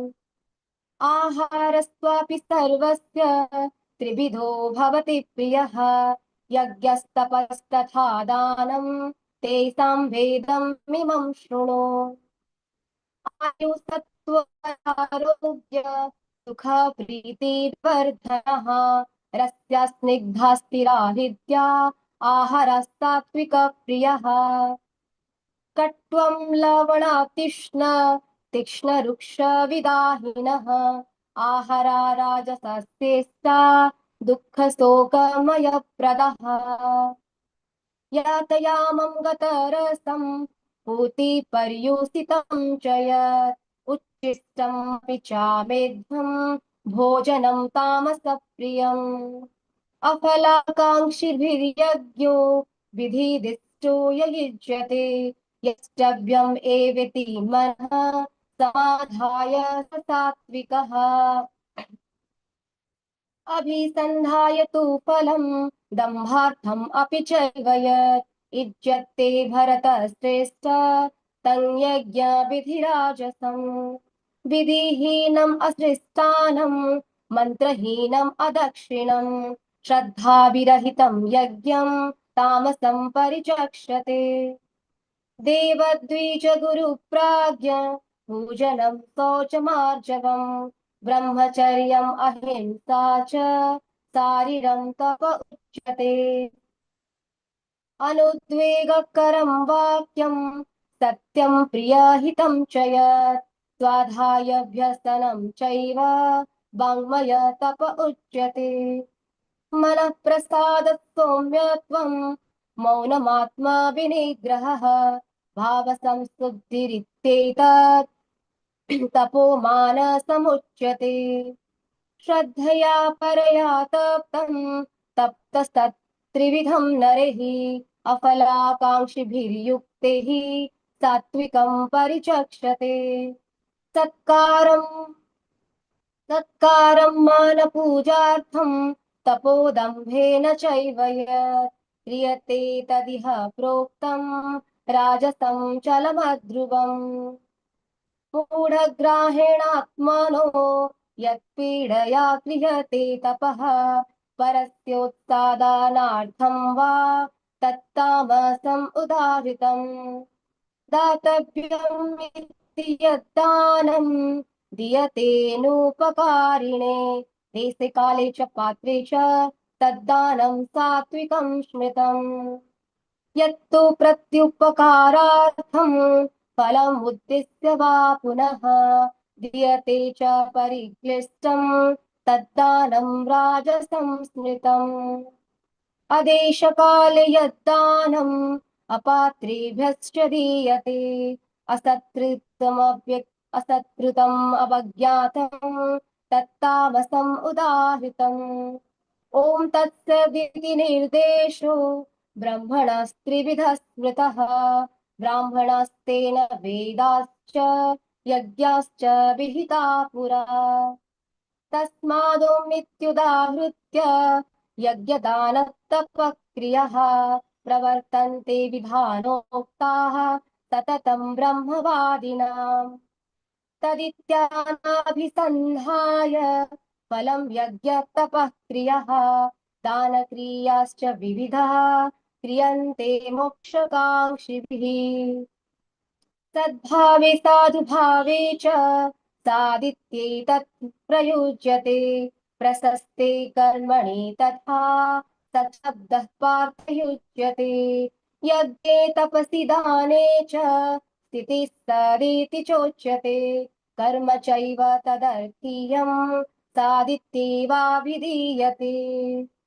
अश्रद्धया हुतं दत्तं तपस्तप्तं कृतं च यत् असदित्युच्यते पार्थ न च तत्प्रीत्यनो इह। ॐ तत्सदिति श्रीमद्भगवद्गीतासु उपनिषत्सु ब्रह्मविद्याये योगशास्त्रे श्रीकृष्णार्जुनसंवादे श्रद्धात्रयविभागो नाम सप्तदशोऽध्यायः। ॐ सर्वं श्रीकृष्णार्पणमस्तु। हरे कृष्णा हरे कृष्णा कृष्ण कृष्ण हरे हरे हरे राम राम राम राम हरे हरे हरे कृष्ण कृष्ण कृष्ण हरे कृष्ण हरे राम राम राम राम हरे राम राम राम हरे हरे हरे। ॐ श्रीकृष्ण परमात्मने नमः। अथ अष्टादशोऽध्यायः मोक्षसंन्यासयोगः। अर्जुन उवाच सन्न्यासस्य महाबाहो तत्त्वमिच्छामि वेदितुं त्यागस्य च ऋषिकेश पृथक् केशिनिषूदन। श्रीभगवानुवाच काम्यानां कर्मणां न्यासं सन्न्यासं कवयो विदुः सर्वकर्मफलत्यागं प्राहुस्त्यागं विचक्षणाः। त्याज्यं दोषवदित्येके कर्म प्राहुर्मनीषिणः यज्ञदानतपः कर्म न त्याज्यमिति चापरे। निश्चयं शृणु मे तत्र त्यागे भरतसत्तमा त्यागो हि पुरुषव्याघ्रा त्रिविधः सम्प्रकीर्तितः। यज्ञदानतपः कर्म न त्याज्यं कार्यमेव तत् यज्ञोदानं तपश्चैव पावनानि मनीषिणाम्। एतान्यपि तु कर्माणि सङ्गं त्यक्त्वा फलानि च कर्तव्यानीति मे पार्थ निश्चितं मतमुत्तमम्। नियतस्य तु सन्न्यासः कर्मणो नोपपद्यते मोहात् तस्य परित्यागः तामस परिकीर्तितः दुःखमित्येव यत्कर्म कायक्लेशभयात् त्यजेत् स कृत्वा राजसं त्यागं नैव त्यागं फलं लभेत् कार्यमित्येव यत्कर्म नियतं क्रियते अर्जुन संगं त्यक्त्वा फलं चैव सत्यागः सात्विको मतः न द्वेष्ट कुशलं कर्म कुशलेनानुषज्यते त्यागी सत्त्वसमाविष्टो मेधावी छिन्न संशयः न हि देहभृता शक्यं त्यक्तुं कर्माण्यशेषतः यस्तु कर्मफलत्यागी सत्यागीत्यभिधीयते अनिष्टमिश्रं मिश्रं च त्रिविधं कर्मणः फलं भवत्यत्यागिनां प्रीत्या न तु सन्न्यासिनां क्वचित् पञ्चैतानि महाबाहो कारणानि निबोध मे साङ्ख्ये कृतान्ते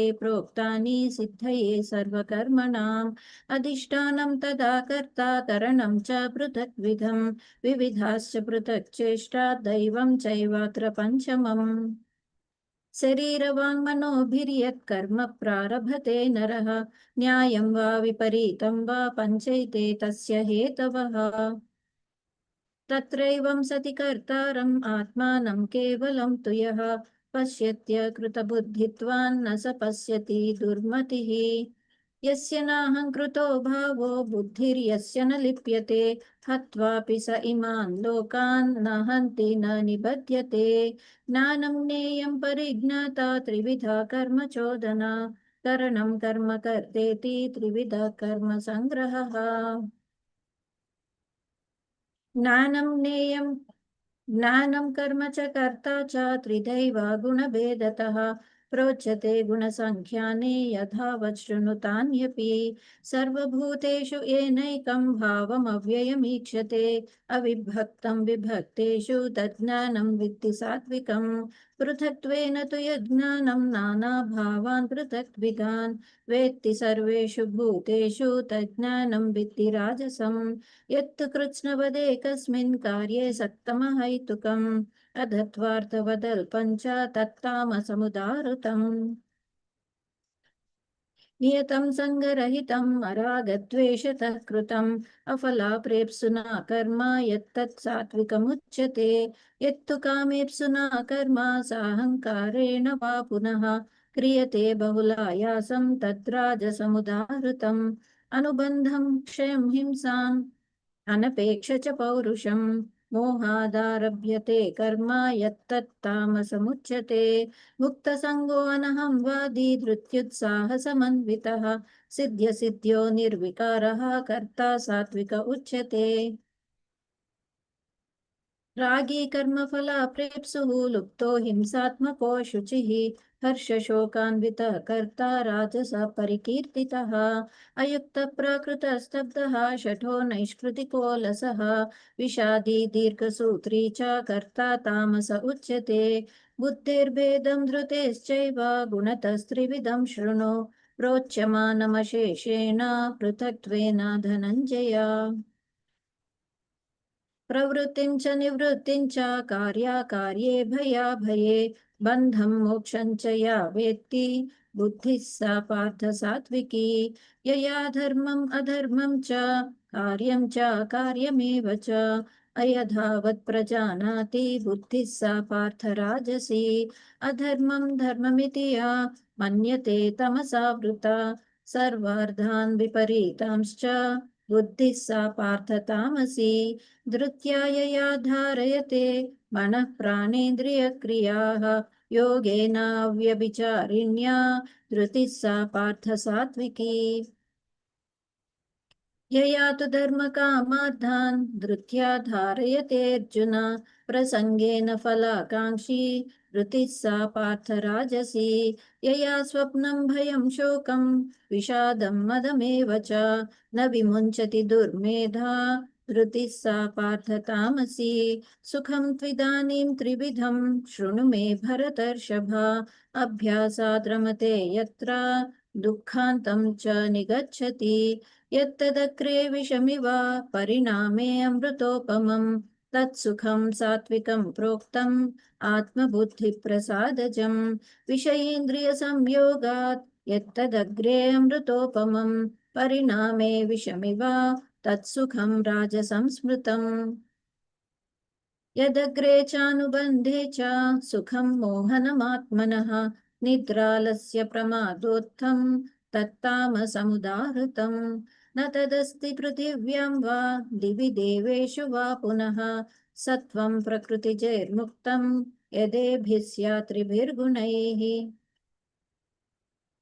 ब्राह्मणक्षत्रियविषां शूद्राणां च परन्तप कर्माणि प्रविभक्तानि स्वभावप्रभवैर्गुणैः शमोदमस्तपः शौचं क्षान्तिरार्जवमेव च ज्ञानं विज्ञानमास्तिक्यं ब्रह्मकर्म स्वभावजं शौर्यं तेजो धृतिर्दाक्ष्यं युद्धे चाप्यपलायनं दानमीश्वरभावश्च क्षात्रं कर्म स्वभावजम् कृषिगोरक्ष्य वाणिज्यं वैश्यकर्म स्वभावजं परिचर्यात्मकं कर्म शूद्रस्यापि स्वभावजं स्वे स्वे कर्मण्यभिरतः संसिद्धिं लभते नरः स्वकर्मनिरतः सिद्धिं यथा विन्दति तच्छृणु यतः प्रवृत्तिर्भूतानां येन सर्वमिदं ततं स्वकर्मणा तमभ्यर्च्य सिद्धिं विन्दति मानवः श्रेयान् स्वधर्मो विगुणः परधर्मात् स्वनुष्ठितात् स्वभावनियतं कर्म कुर्वन्नाप्नोति किल्बिषम् सहजं कर्म कौन्तेय सदोषमपि न त्यजेत् सर्वारम्भा हि दोषेण धूमेनाग्निरिवावृताः असक्तबुद्धिः सर्वत्र जितात्मा विगतस्पृहः नैष्कर्म्यसिद्धिं परमां सन्न्यासेनाधिगच्छति सिद्धिं प्राप्तो यथा ब्रह्मा तदाप्नोति निबोध मे समासेनैव कौन्तेया निष्ठा ज्ञानस्य या परा बुद्ध्या विशुद्धया युक्तो धृत्यात्मानं नियम्य च शब्दादीन् विषयांस् त्यक्त्वा रागद्वेषौ व्युदस्य च विविक्तसेवी लघ्वाशी यत वाक्कायमानसः ध्यानयोगपरो नित्यं वैराग्यं समुपाश्रितः अहङ्कारं बलं दर्पं कामं क्रोधं परिग्रहं विमुच्य निर्ममः शान्तो ब्रह्मभूयाय कल्पते ब्रह्मभूतप्रसन्नात्मा न शोचति न काङ्क्षति समः सर्वेषु भूतेषु मद्भक्तिं लभते परां भक्त्या माम् अभिजानाति यावान् यच्छास्मि तत्त्वतः ततो मां तत्त्वतो ज्ञात्वा विशते तदनन्तरम् सर्वकर्माण्यपि सदा कुर्वाणो मद्व्यपाश्रयः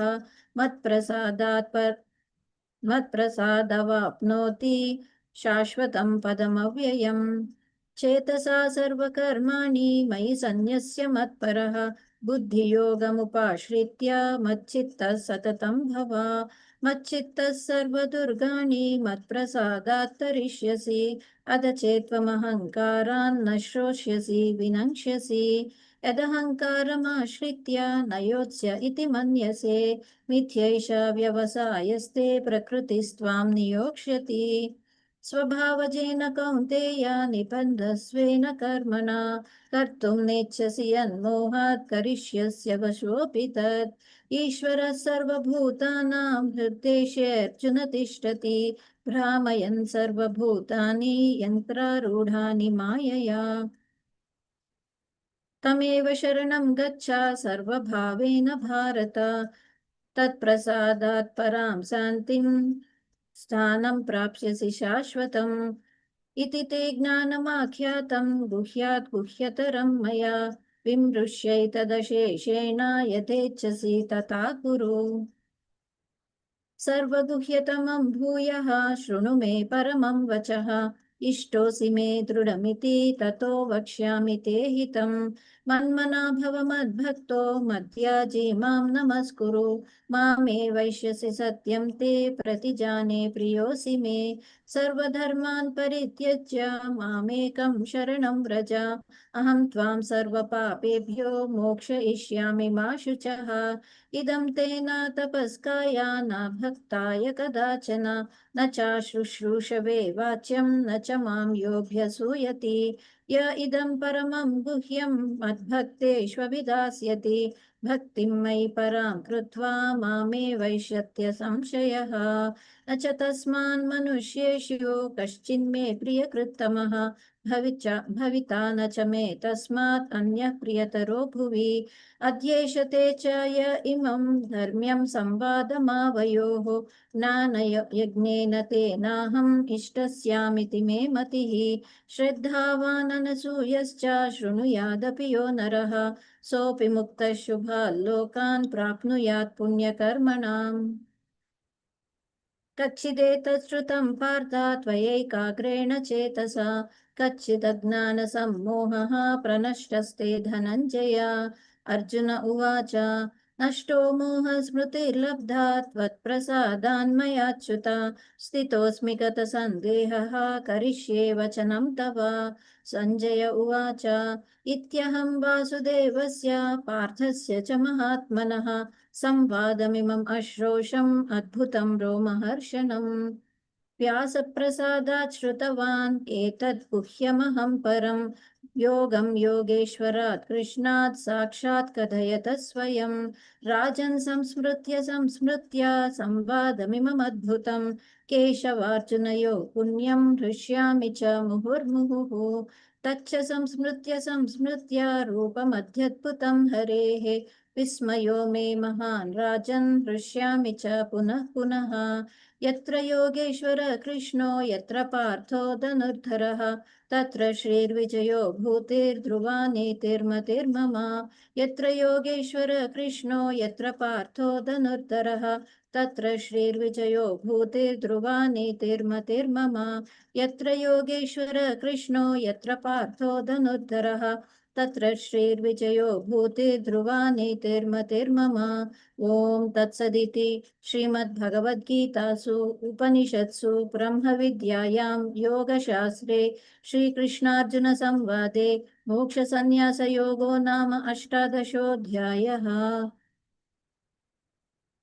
हरे कृष्णा कृष्ण कृष्ण हरे हरे हरे राम हरे राम राम राम हरे हरे राम राम हरे कृष्ण कृष्ण हरे राम राम राम हरे हरे राम राम हरे हरे राम हरे राम राम राम हरे हरे राम हरे राम हरे राम राम राम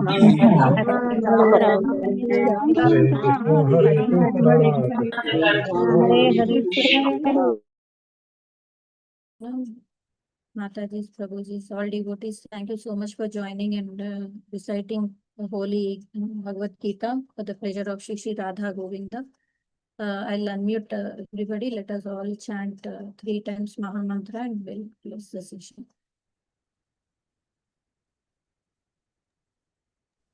हरे कृष्ण हरे कृष्ण हरे राम हरे हरे कृष्ण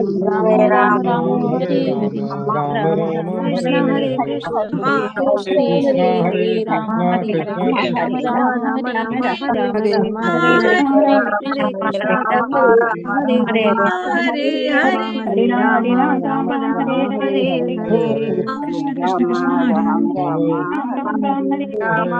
हरे कृष्ण हरे राम